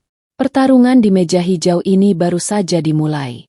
Iva tahu ini akan menjadi maraton yang panjang dan melelahkan, bukan sprint yang cepat. Namun, ia merasa lebih kuat dari sebelumnya. Ia tidak sendirian, dan yang paling penting, kebenaran ada di pihaknya. Ia siap untuk setiap babak selanjutnya. Sidang demi sidang bergulir. Setiap sesi terasa menguras energi Iva, namun juga secara aneh menguatkan tekadnya. Setiap kali Danu atau Ibu Karina memberikan kesaksian palsu yang penuh kebohongan, atau pengacara mereka berusaha memutarbalikkan fakta dengan argumen yang manipulatif, Iva hanya akan menatap mereka dengan dingin, menyimpan setiap kebohongan sebagai amunisi berharga. Ia tak membiarkan emosinya terlihat. Bu Ratna, dengan ketenangannya yang profesional dan strategis, membimbing Iva melalui setiap rintangan, mengantisipasi setiap langkah lawan. Pada salah satu sesi sidang yang paling krusial, yang akan menentukan arah jalannya kasus, Iva dipanggil untuk kembali memberikan kesaksian. Kali ini, Iva tahu, adalah waktunya untuk melancarkan serangan pamungkas yang telah mereka siapkan. Setelah Iva selesai memberikan keterangan, berbicara dengan suara tenang namun penuh keyakinan, Bu Ratna meminta izin kepada majelis hakim untuk menunjukkan bukti-bukti baru yang telah mereka kumpulkan dan analisis dengan sangat cermat. Bukti-bukti yang akan mengunci posisi Danu dan Ibu Karina. Pertama, Bu Ratna menunjukkan kepada majelis hakim dan seluruh peserta sidang analisis forensik digital dari ponsel Danu. Ponsel ini berhasil Iva dapatkan melalui jalur hukum setelah ia mengajukan permohonan sita barang bukti kepada penyidik terkait laporan pidana yang Iva ajukan. Ahli forensik digital yang ditunjuk kepolisian dan juga tim Iva berhasil memulihkan riwayat percakapan antara Danu dan Ibu Karina yang telah dihapus secara sengaja. Pesan-pesan yang tertera di layar proyeksi itu secara eksplisit membahas rencana pengalihan sertifikat rumah, nominal uang yang dikeluarkan untuk proses tersebut, dan secara gamblang strategi untuk membuat Iva tidak mengetahui rencana busuk mereka hingga semuanya selesai. Ada pula pesan dari Danu yang berbunyi, "Sudah Bu, tinggal tanda tangan Iva saja nanti. Dia tidak akan curiga kalau kita bilang ini hanya validasi data biasa." Ruangan sidang seketika hening mencekam. Bisikan-bisikan tertahan. Wajah Danu seketika memucat pasi, bibirnya bergetar. Matanya membelalak tak percaya bahwa pesan-pesan yang ia pikir sudah terhapus permanen bisa muncul kembali dan terpampang jelas di hadapan umum. Ibu Karina, di sampingnya, juga tampak syok berat. Raut wajah angkuhnya yang selalu ia pamerkan runtuh seketika, digantikan ekspresi ketakutan dan amarah yang terpancar jelas. Mereka saling berpandangan, menyadari betapa fatalnya bukti ini. Tak berhenti di situ, Bu Ratna dengan tenang memanggil saksi tak terduga. Rina, karyawan setia Iva di butiknya. Rina, mengenakan kemeja rapi dan tampak sedikit gugup namun teguh, bersaksi dengan suara yang jelas dan tenang. Ia menceritakan bagaimana ia beberapa kali tidak sengaja mendengar percakapan telepon Ibu Karina yang sangat mencurigakan saat Ibu Iva tidak ada di rumah, termasuk frasa-frasa kunci tentang sertifikat, cepat beres, dan Danu sudah setuju. Rina juga bersaksi melihat Ibu Karina secara diam-diam membuka dan menggeledah laci meja kerja Pak Danu, seolah mencari dokumen penting. Kesaksian Rina, seorang pihak netral yang tidak memiliki konflik langsung atau keuntungan pribadi dari kasus ini, memberikan bobot kredibilitas yang sangat besar. Pengacara Danu, yang tadinya berusaha keras menyanggah, kini tampak kehilangan kata-kata. Ia mencoba menyanggah kesaksian Rina, menyebut Rina berbohong dan sengaja dihasut Iva. Namun, Bu Ratna segera menampik sanggahan itu dengan telak. "Yang mulia hakim," ucap Bu Ratna dengan lantang, "kami juga memiliki bukti tambahan berupa laporan keuangan notaris yang bersangkutan, yang telah kami dapatkan melalui surat penetapan pengadilan. Laporan ini menunjukkan adanya pembayaran sejumlah besar uang dari rekening Ibu Karina ke notaris tersebut, di tanggal yang sama persis dengan percakapan yang dipulihkan dari ponsel Pak Danu. Bukti ini tidak hanya sinkron dengan kesaksian saudari Rina, tetapi juga secara absolut memperkuat tuduhan kami tentang adanya konspirasi dan upaya penggelapan aset yang terencana. Ruangan sidang kembali riuh dengan bisikan-bisikan yang tak terbendung. Beberapa wartawan yang hadir buru-buru mencatat. Fakta-fakta yang terbongkar satu persatu itu bagai palu godam yang menghantam pertahanan Danu dan Ibu Karina secara bertubi-tubi. Mereka tampak terpojok, tak bisa lagi mengelak atau bersembunyi di balik kebohongan mereka. Wajah Ibu Karina yang tadinya angkuh kini dipenuhi amarah yang membara dan keputusasaan yang kentara. Ia melirik Danu dengan tatapan penuh celaan dan kekecewaan yang mendalam, seolah menyalahkan anaknya sendiri atas semua kegagalan dan terbongkarnya rahasia ini. Danu hanya menunduk, tak berdaya. Seluruh keberaniannya menguap. Ia tak sanggup lagi menatap mata Iva. Terbongkarnya semua bukti konkret ini adalah titik balik yang mutlak. Jaringan kebohongan yang mereka bangun dengan susah payah selama berminggu-minggu, kini runtuh berkeping-keping di hadapan kebenaran. Iva menatap mereka, tanpa emosi, tanpa ada lagi sisa cinta atau amarah yang meledak-ledak. Ia tidak merasakan kepuasan yang meledak-ledak, hanya rasa dingin dari keadilan yang mulai terkuak. Mereka telah mempermainkan kepercayaannya, menghancurkan hidupnya, dan kini, semua kartu busuk mereka telah terungkap di hadapan semua orang, tanpa bisa disembunyikan lagi. Setelah semua bukti tak terbantahkan terkuak secara dramatis di persidangan, rekaman telepon yang dipulihkan, mutasi bank yang sinkron, hingga kesaksian tak terduga, palu keadilan pun mulai diayunkan tanpa ragu. Majelis hakim tak memerlukan waktu lama untuk berdiskusi dan mengambil keputusan. Dalam sidang putusan yang dihadiri oleh Iva dan Bu Ratna dengan raut wajah penuh harap namun tenang, serta Danu dan Ibu Karina yang tampak pucat dan tegang, vonis dibacakan dengan suara hakim yang lantang dan tegas. Gugatan perdata Iva dikabulkan seluruhnya. Ini adalah kalimat yang Iva nantikan. Sertifikat hak milik atas rumah itu secara sah dan mutlak dikembalikan kepadanya sebagai pemilik tunggal, karena terbukti secara hukum merupakan harta bawaan dari warisan orang tuanya yang diperoleh sebelum pernikahan, dan dengan demikian tidak termasuk dalam kategori harta gonogini. Segala upaya pengalihan hak yang dilakukan Danu dan Ibu Karina dinyatakan tidak sah dan batal demi hukum, seolah tidak pernah terjadi. Ini adalah kemenangan besar dan mutlak bagi Iva, sebuah penegasan atas haknya yang tak terbantahkan atas satu-satunya ikatan nyata dengan keluarganya. Rumah itu, benteng kenangannya, kini benar-benar kembali ke tangannya, tanpa celah dan tanpa campur tangan mereka. Namun, hukuman bagi mereka tak berhenti di situ. Mengikuti laporan pidana yang Iva ajukan, yang didukung oleh bukti-bukti forensik dan kesaksian, Danu dan Ibu Karina dinyatakan bersalah atas percobaan penipuan dan penggelapan aset. Meskipun upaya mereka belum tuntas sepenuhnya, niat jahat dan langkah-langkah konkret yang didukung bukti kuat sudah cukup untuk menjerat mereka di mata hukum. Danu dijatuhi hukuman penjara 1 tahun dan denda sejumlah besar uang, sebuah pukulan telak bagi masa depannya. Sementara itu, Ibu Karina, yang terbukti sebagai dalang utama dan pihak yang menginisiasi serta merencanakan seluruh skema penipuan ini, mendapatkan hukuman yang jauh lebih berat, 2 tahun penjara dan denda yang jauh lebih besar lagi, sesuai dengan tingkat keterlibatannya dan bukti kuat niat jahatnya. Status mereka sebagai narapidana dan catatan kriminal kini melekat pada nama mereka. Sebuah aib yang tak terhapuskan dan akan membayangi reputasi mereka seumur hidup. Mendengar putusan itu, ekspresi Danu berubah drastis, dari tegang menjadi benar-benar hancur. Ia lunglai di kursinya, seolah semua kekuatan dan semangat hidupnya direnggut paksa. Wajahnya pucat pasi, matanya kosong, tak percaya akan nasib yang begitu mengerikan menimpanya. Penjara? Denda? Catatan kriminal? Ia tak pernah membayangkan hidupnya akan berakhir seperti ini, terbelenggu oleh konsekuensi dari keserakahannya. Sementara itu, Ibu Karina, yang tadinya masih berusaha menjaga raut wajahnya yang angkuh dan pura-pura tegar, kini tak bisa lagi menahan amarah dan kekecewaan yang meluap-luap. Ia menatap Danu dengan tajam, penuh celaan dan kemarahan, seolah menyalahkan putranya yang dinilai lemah dan gagal dalam melaksanakan rencana busuk mereka. Kemudian, pandangannya beralih ke Iva, penuh kebencian yang mendalam, matanya menyala, seolah ingin mencabik-cabik Iva di tempat. Dasar perempuan sialan. Kamu menghancurkan hidup anakku. Kamu tidak punya hati. Teriak Ibu Karina histeris, Suaranya melengking dan kasar, sebelum akhirnya ditarik dan diamankan oleh petugas keamanan yang sigap. Suaranya bergema di ruang sidang yang mulai riuh dengan bisikan dan gumaman penonton. Iva hanya menatap mereka dengan tatapan dingin, tanpa sedikit pun emosi yang terlihat. Tidak ada kepuasan yang berlebihan, tidak ada sorak kemenangan yang gegap gempita, hanya rasa hampa yang perlahan digantikan oleh kelegaan yang mendalam. Mereka telah dihukum setimpal dengan perbuatan mereka.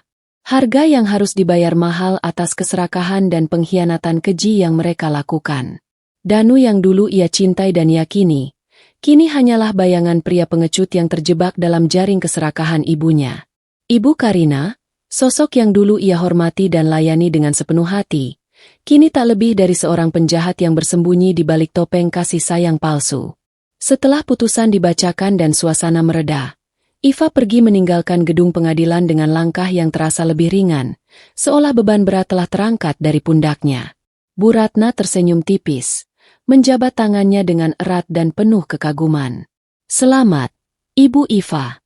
Keadilan telah ditegakkan, meskipun jalannya memang tidak mudah. Iva hanya mengangguk. Sorot matanya masih penuh dengan refleksi. Pertarungan hukum memang telah berakhir, dan ia memenangkan segalanya di mata hukum.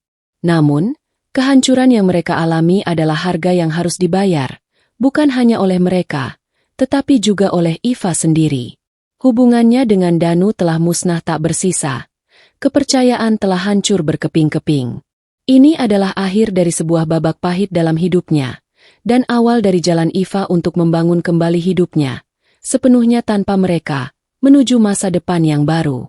Setelah putusan pengadilan dibacakan dan palu hakim diketuk, Iva merasakan campuran emosi yang aneh, namun jelas.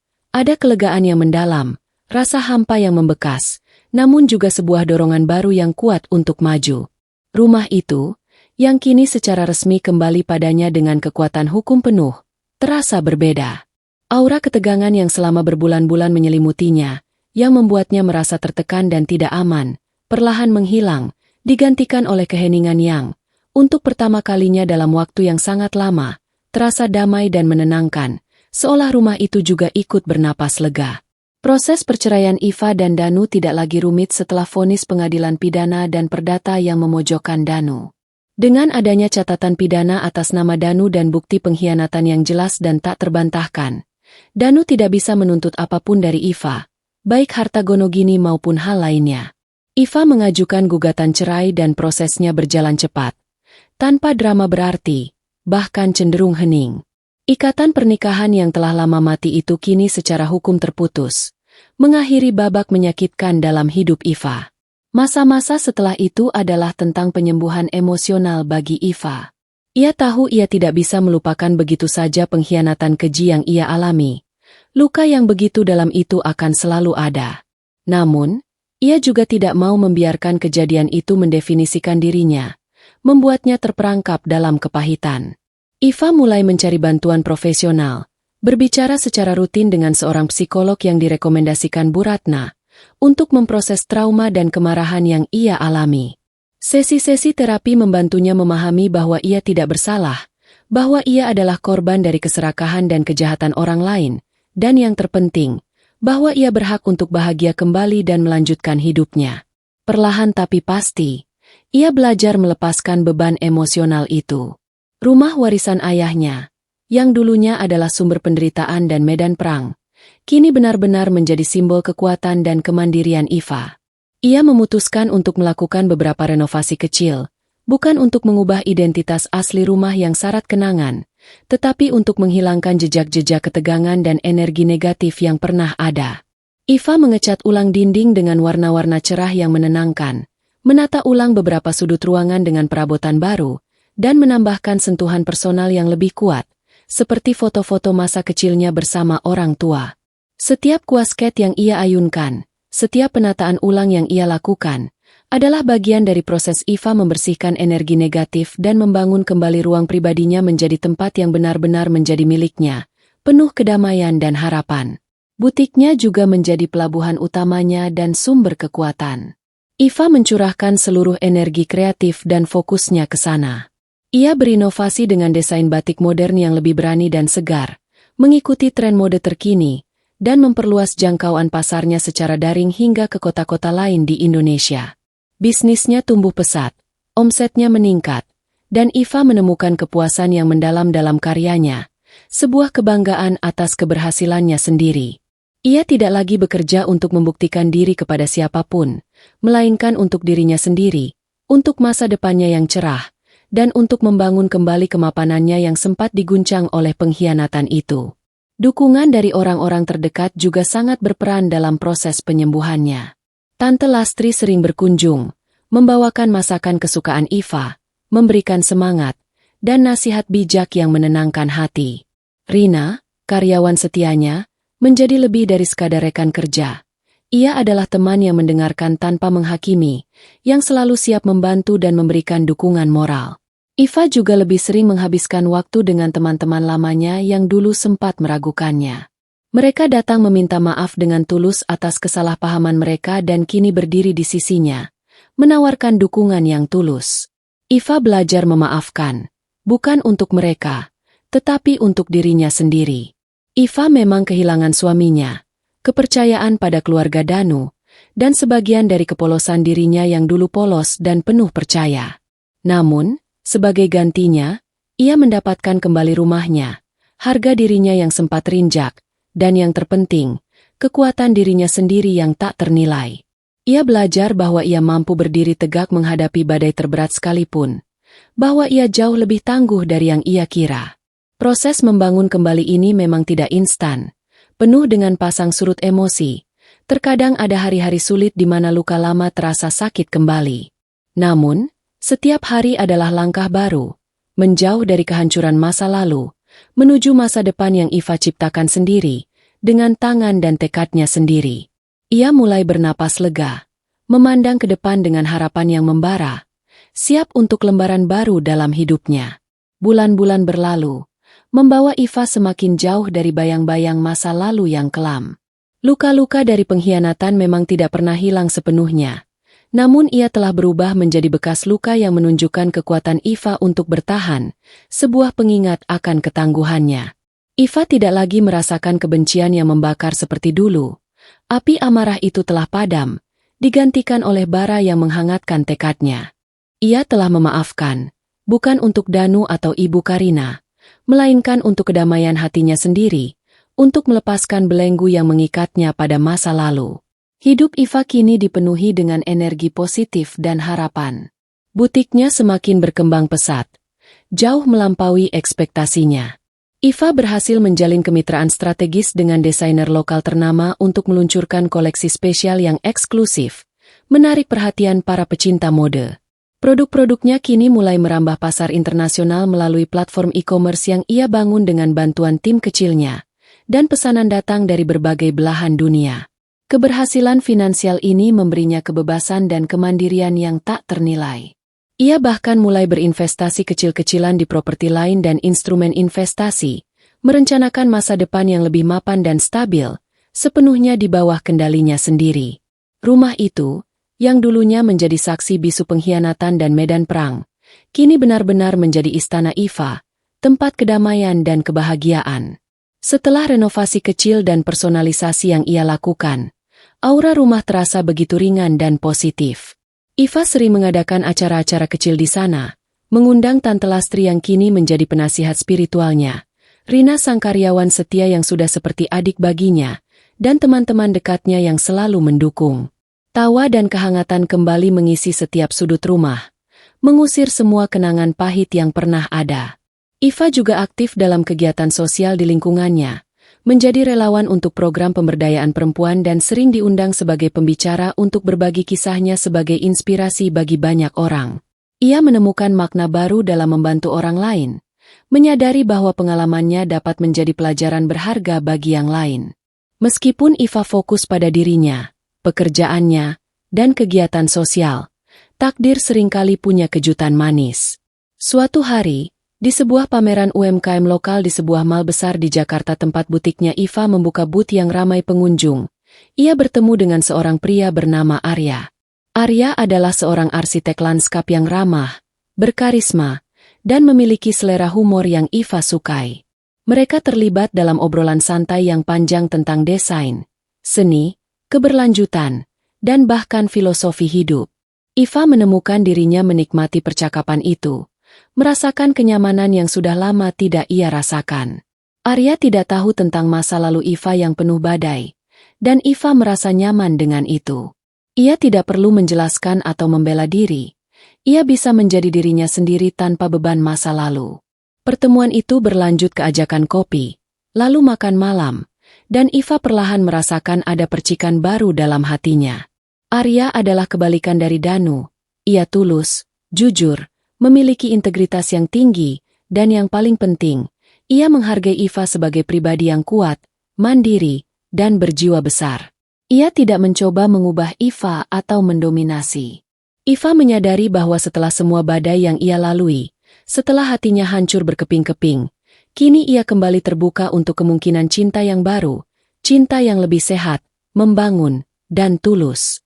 Di hari ulang tahunnya, beberapa bulan kemudian, Arya memberikan Iva sebuah hadiah istimewa.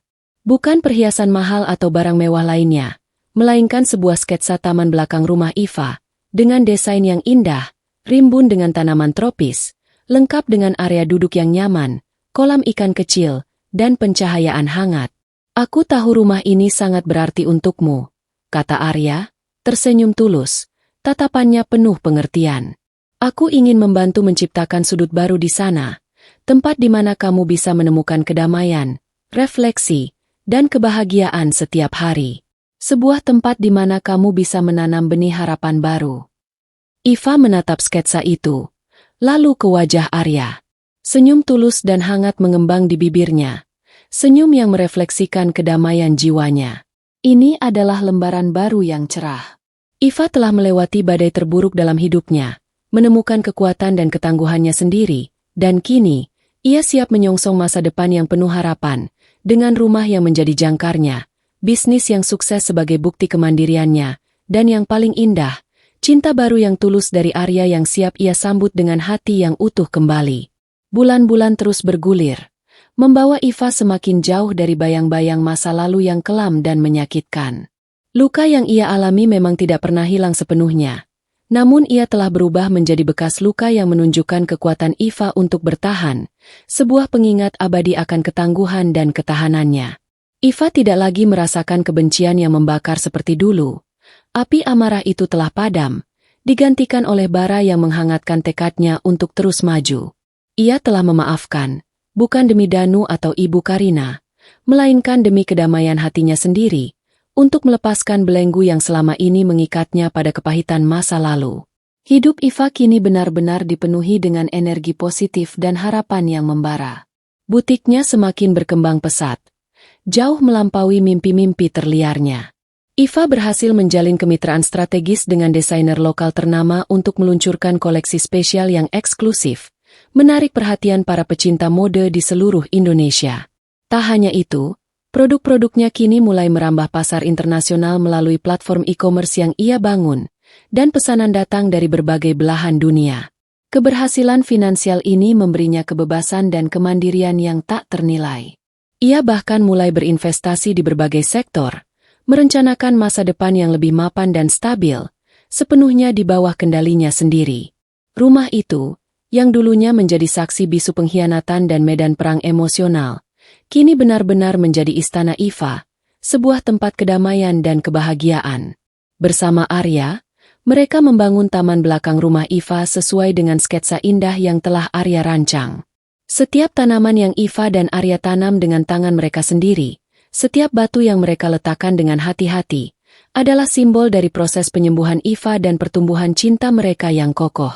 Taman itu menjadi oasis pribadi Iva, tempat ia bisa merenung, bersyukur, dan merasakan kedamaian yang mendalam.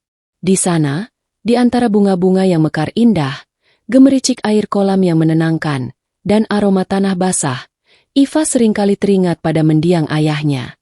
Ia tahu ayahnya pasti bangga melihatnya. Butik Iva bukan hanya sekadar bisnis, melainkan juga wadah untuk menginspirasi. Iva menjadi inspirasi bagi banyak perempuan. Tidak hanya karena kesuksesannya dalam berbisnis, tetapi juga karena ketangguhannya dalam menghadapi cobaan hidup.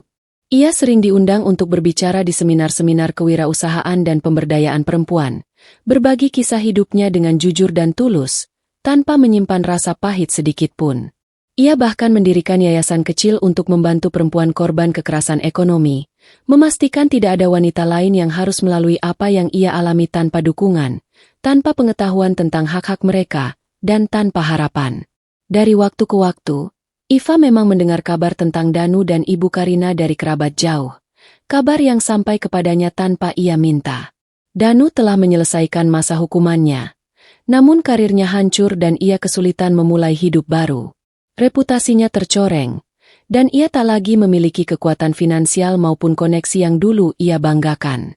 Ibu Karina, setelah bebas dari penjara, juga kehilangan banyak hal. Lingkaran sosialnya menjauh. Ia hidup dalam keterasingan dan dikucilkan oleh kerabat dan teman-teman yang kini tahu kebenaran busuknya. Mereka mendapatkan apa yang mereka tabur, sebuah karma yang tak terhindarkan. Namun, Iva sudah tak lagi merasa perlu untuk melihat mereka menderita.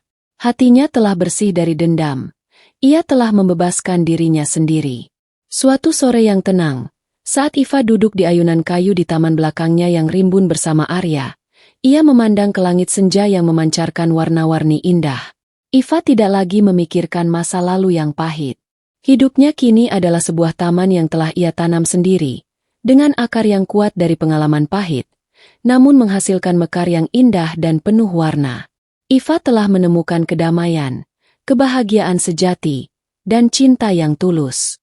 Ia telah membuktikan bahwa kehancuran bisa menjadi lahan subur untuk pertumbuhan yang luar biasa. Kisah Iva bukan lagi tentang pengkhianatan, melainkan tentang keberanian, pemulihan, dan kekuatan seorang wanita yang menolak untuk kalah dan bangkit dengan gagah. 3 tahun berlalu sejak Iva memenangkan kembali hidupnya.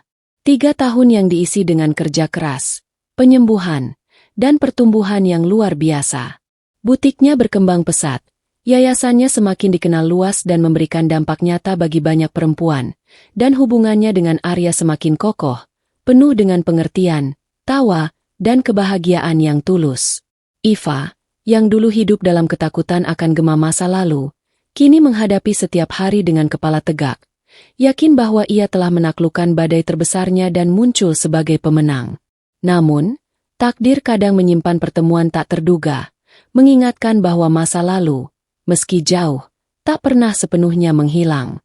Suatu sore yang sangat sibuk di butik utamanya di Jakarta Selatan, yang kini menjadi butik batik terkemuka di area tersebut, Iva sedang memeriksa stok kain koleksi terbaru di bagian belakang toko.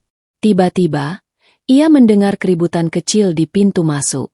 Seorang wanita parubaya, terlihat kurus dan berambut acak-acakan, mencoba masuk, namun dihalangi dengan sopan namun tegas oleh seorang staf keamanan butik yang sigap. Wanita itu tampak familiar. Sebuah bayangan dari masa lalu yang tak ingin Iva kenang. Ketika wanita itu menoleh ke arah Iva, Iva terkesiap. Wajah itu, meski telah dimakan usia dan penderitaan, tak mungkin ia lupakan. Itu adalah Ibu Karina. Wajah Ibu Karina yang dulu angkuh, penuh percaya diri, dan selalu terawat kini dipenuhi guratan keputusasaan dan kelelahan. Matanya cekung. Rambutnya yang dulunya tertata rapi kini terlihat kusam dan acak-acakan, pakaiannya lusuh dan tidak terawat, dan sorot matanya yang dulu tajam dan licik kini terlihat kosong, putus asa, seolah semua semangat hidupnya telah padam. Ia tampak jauh lebih tua dari usianya yang sebenarnya, sebuah cerminan pahit dari hari-hari yang ia lalui di penjara dan setelahnya. Ibu Karina melihat Iva. Matanya melebar. Seolah tak percaya bisa bertemu Iva di tempat yang begitu sukses ini. Iva? Suaranya serak, parau, nyaris tak terdengar. Sebuah bisikan lemah yang jauh dari nada dominan yang dulu sering ia gunakan. Iva berjalan mendekat. Dengan Rina yang sigap berdiri di sampingnya. Matanya waspada memantau situasi. Ada apa, Bu Karina? Tanya Iva. Nadanya datar, tanpa emosi berlebihan. Ia tidak merasakan kebencian yang meledak-ledak seperti dulu, hanya sebuah rasa tak percaya atas perubahan drastis di hadapannya, dan mungkin sedikit kasihan yang tak terduga. Ibu Karina tergagap, mencari kata-kata yang tepat. Iva, saya hanya ingin bicara sebentar denganmu. Saya sudah tidak punya siapa-siapa lagi. Air mata mulai mengalir deras di pipi keriputnya, meninggalkan jejak kotor di wajah yang lelah. Danu, dia juga sudah tidak mau bertemu saya lagi. Semua orang menjauhi saya. Iva, keluarga, teman-teman mereka semua menganggap saya aib. Saya tidak punya apa-apa lagi. Iva, saya sendirian. Suaranya pecah di akhir kalimat, penuh penyesalan yang terlambat. Iva mengamati wanita di hadapannya dengan seksama. Ini bukan lagi Ibu Karina yang penuh intrik dan keserakahan yang pernah ia kenal. Kekuasaan, harta, dan martabat yang dulu begitu ia junjung tinggi telah meninggalkannya sepenuhnya. Iva merasakan sedikit pun tidak ada kemenangan di hatinya. Yang ada hanyalah sebuah kesadaran pahit tentang harga yang harus dibayar atas keserakahan yang membutakan. Ini adalah konsekuensi dari pilihan mereka sendiri. Maaf, Bu Karina, ujar Iva lembut. Suaranya kini dipenuhi empati yang tulus, bukan lagi kemarahan atau dendam. Ia tidak merasakan keinginan untuk membalas, melainkan sebuah kedewasaan. Hidup memang punya konsekuensi, Bu. Saya sudah melalui masa-masa sulit saya, dan saya telah berjuang keras untuk bangkit. Sekarang, saya sudah menemukan kedamaian dan kebahagiaan saya sendiri. Iva tidak menawarkan bantuan finansial, tidak pula pelukan. Ia hanya menawarkan sebuah realitas, sebuah cermin atas tindakan Ibu Karina di masa lalu. Iva telah memaafkan, tapi itu tidak berarti ia harus melupakan konsekuensi tindakan mereka. Ibu Karina menunduk, bahunya bergetar hebat. Ia tahu tidak ada lagi yang bisa ia dapatkan dari Iva. Ia berbalik dan melangkah pergi, perlahan menghilang di antara keramaian trotoar kota Jakarta yang sibuk, meninggalkan Iva dengan gema masa lalu yang kini terasa begitu jauh dan tak lagi menyakitkan. Pertemuan itu adalah penutup yang nyata bagi babak hidupnya yang penuh luka. Beberapa waktu kemudian, Iva juga mendengar kabar tentang Danu dari Tante Lastri. Ia terlihat bekerja serabutan di luar kota, mencoba memulai hidup baru, namun masih dihantui oleh masa lalunya. Reputasinya yang hancur membuatnya sulit mendapatkan pekerjaan layak. Iva tahu, mereka mendapatkan apa yang pantas mereka dapatkan di mata hukum dan karma. Namun, kehidupannya kini adalah buktinya sendiri bahwa kebahagiaan sejati tidak didasarkan pada kehancuran orang lain, melainkan pada pembangunan diri, ketulusan hati, dan kemampuan untuk memaafkan. Gema masa lalu memang masih ada, berbisik sesekali, tapi ia tidak lagi menjadi melodi yang menyakitkan. Iva telah belajar dari setiap notnya, dari setiap kesulitan. Dan kini, ia siap menulis simfoni kehidupannya sendiri, yang jauh lebih indah, penuh harmoni, kedamaian, dan kebahagiaan yang tulus. Tahun-tahun berlalu dengan cepat, mengukuhkan Iva sebagai arsitek sejati kehidupannya sendiri. Rumah yang ia pertahankan mati-matian di meja hijau dan di hadapan pengkhianatan kini bukan hanya sekadar bangunan, melainkan sebuah monumen bagi ketangguhannya, simbol kemenangannya atas badai. Taman yang ia dan Arya ciptakan di belakangnya tumbuh subur dan rimbun. Setiap daun hijau dan bunga yang mekar adalah cerminan dari jiwa Iva yang kini sepenuhnya mekar, penuh kedamaian. Gemericik air kolam dan aroma melati yang semerbak di sore hari menjadi pengingat abadi akan kedamaian batin yang akhirnya ia temukan. Butik Batik Iva, yang kini dikenal luas dengan nama Batik Iva Pertiwi, bukan lagi hanya sebuah nama di Indonesia. Iva berhasil membawa warisan budaya dan seni batik Indonesia ke kancah global. Karya-karyanya yang inovatif dan syarat makna dipamerkan di panggung Fashion Week Internasional, dari Paris hingga New York, dan meraih berbagai penghargaan bergengsi untuk inovasi desain serta kontribusinya dalam pemberdayaan perajin lokal. Iva secara konsisten bekerja sama dengan komunitas perajin batik di daerah-daerah terpencil di Jawa dan luar Jawa, memastikan mereka mendapatkan upah layak, pelatihan yang memadai, dan pengakuan atas karya mereka. Yayasan yang ia dirikan untuk perempuan korban kekerasan ekonomi juga berkembang pesat, memberikan pelatihan keterampilan, pendampingan hukum, dan modal usaha bagi ratusan perempuan yang ingin bangkit. Iva sendiri menjadi ikon, seorang pembicara yang dicari-cari, menginspirasi banyak orang dengan kisahnya tentang bangkit dari keterpurukan, mengubah luka menjadi kekuatan. Hubungan Iva dan Arya pun semakin mendalam, bersemi dengan indah. Arya adalah pasangannya dalam segala hal, dalam suka dan duka, dalam kesuksesan dan tantangan. Ia adalah jangkar yang menenangkan di tengah kesibukan Iva yang padat, sosok yang selalu mendukungnya tanpa syarat, dan mencintai Iva apa adanya, dengan segala kekuatan dan bekas luka masa lalunya. Iva belajar bahwa cinta sejati bukanlah tentang kepemilikan atau ketergantungan, melainkan tentang dukungan timbal balik, rasa hormat yang mendalam, dan kebebasan untuk menjadi diri sendiri sepenuhnya. Mereka memutuskan untuk menikah dalam sebuah upacara sederhana namun penuh makna, diadakan di taman belakang rumah Iva yang indah. Mereka dikelilingi oleh orang-orang terdekat yang tulus menyayangi mereka. Tante Lastri yang menitikan air mata bahagia melihat keponakannya akhirnya menemukan kebahagiaan. Rina yang kini telah menjadi manajer utama butik Iva dan sahabatnya, serta teman-teman yang telah setia mendampingi Iva melalui masa-masa sulit. Itu adalah perayaan cinta dan kehidupan yang baru, tanpa bayang-bayang masa lalu yang menyakitkan. Iva tidak pernah lagi secara langsung bertemu Danu atau Ibu Karina. Kabar terakhir yang ia dengar dari kerabat jauh adalah bahwa mereka masih berjuang dengan konsekuensi tindakan mereka. Danu, meskipun telah bebas, kesulitan memulai hidup baru, karirnya hancur, reputasinya tercoreng, dan ia tak lagi memiliki kekuatan finansial maupun koneksi yang dulu ia banggakan. Ibu Karina, setelah bebas dari masa hukumannya, juga menghadapi keterasingan. Lingkaran sosialnya menjauh. Ia hidup dalam kesendirian, dikucilkan oleh kerabat dan teman-teman yang kini tahu kebenaran penuh tentang keserakahannya. Mereka mendapatkan apa yang mereka tabur, sebuah karma yang tak terhindarkan. Namun, Iva tidak lagi merasakan dendam. Ia telah menemukan bahwa kemenangan sejati bukanlah melihat musuh jatuh atau menderita, melainkan membangun kebahagiaan dan kesuksesan dari reruntuhan yang ditinggalkan oleh penderitaan itu sendiri.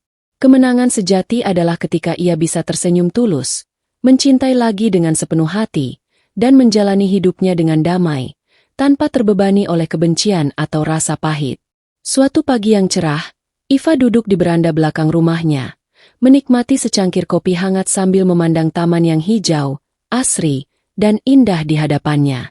Arya duduk di sampingnya, memegang tangannya dengan lembut, berbagi keheningan yang penuh arti. Iva tersenyum, senyum yang merefleksikan kedamaian dan rasa syukur.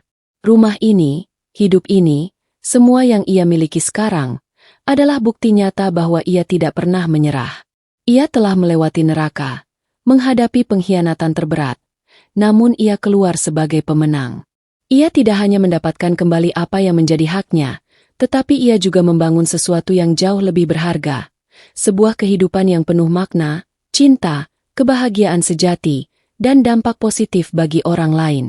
Iva kini tahu, ia adalah akar yang kuat, dan dari akar itu, mekar kehidupan yang paling indah telah tumbuh, lebih kokoh dan indah dari yang pernah ia bayangkan. Tahun-tahun terus berganti, dan kisah Iva, yang dulunya adalah sebuah drama pribadi penuh pengkhianatan, kini telah menjadi legenda hidup di mata banyak orang. Bukan lagi sekadar cerita tentang seorang wanita yang bangkit dari keterpurukan, melainkan sebuah narasi abadi tentang ketahanan jiwa, kekuatan memaafkan, dan arti sejati dari sebuah kemenangan. Iva tidak hanya memenangkan pertarungan hukum, ia memenangkan kembali dirinya sendiri. Keluarganya dengan Arya tumbuh. Tawa anak-anak memenuhi rumah Iva, memenuhi setiap sudut dengan kebahagiaan yang murni. Arya, dengan cintanya yang stabil dan dukungan tak tergoyahkan, adalah fondasi yang kokoh bagi Iva dan keluarganya. Mereka sering menceritakan kisah rumah ini kepada anak-anak mereka, bukan sebagai dongeng menakutkan, melainkan sebagai pelajaran tentang integritas, keberanian, dan pentingnya memperjuangkan apa yang benar. Mereka mengajarkan bahwa harta benda memang penting, tetapi karakter, kejujuran, dan cinta jauh lebih berharga. Batik Iva Pertiwi terus berkembang menjadi salah satu merek fashion batik paling berpengaruh di Indonesia dan diakui secara global. Iva tidak pernah lupa akarnya. Setiap desain baru selalu mengandung filosofi, seringkali terinspirasi dari perjalanan hidupnya sendiri, motif yang melambangkan ketahanan, motif yang mewakili harapan, atau motif yang menggambarkan persatuan. Ia memastikan bahwa keberhasilan bisnisnya selalu berdampak positif bagi masyarakat, khususnya para perajin dan perempuan yang kurang beruntung. Yayasan yang ia dirikan telah membantu ribuan perempuan mandiri secara ekonomi, memberikan mereka kesempatan kedua, dan membuktikan bahwa kepedulian bisa mengubah hidup. Iva, di usia senjanya, adalah sosok yang disegani dan dihormati. Rambutnya mungkin telah memutih, namun sorot matanya tetap tajam, memancarkan kebijaksanaan dan ketenangan. Ia sering duduk di taman belakang rumahnya, menikmati kedamaian yang telah ia bangun. Terkadang, ia akan tersenyum tipis, teringat akan masa lalu yang penuh badai. Namun, kenangan itu tidak lagi membawa kesedihan atau amarah. Ia telah menemukan bahwa pengampunan adalah pembebasan sejati, dan bahwa kebahagiaan tidak terletak pada kepemilikan materi, melainkan pada ketenangan hati, cinta yang tulus, dan kemampuan untuk memberikan manfaat bagi sesama. Kisah Iva adalah warisan. Warisan keberanian bagi mereka yang tertindas, warisan harapan bagi mereka yang kehilangan, dan warisan kebenaran bagi dunia yang seringkali terbutakan oleh keserakahan. Iva membuktikan bahwa meski kegelapan bisa datang, cahaya kebaikan dan keadilan akan selalu menemukan jalannya untuk bersinar, dan mekar yang indah akan selalu tumbuh dari akar yang kuat.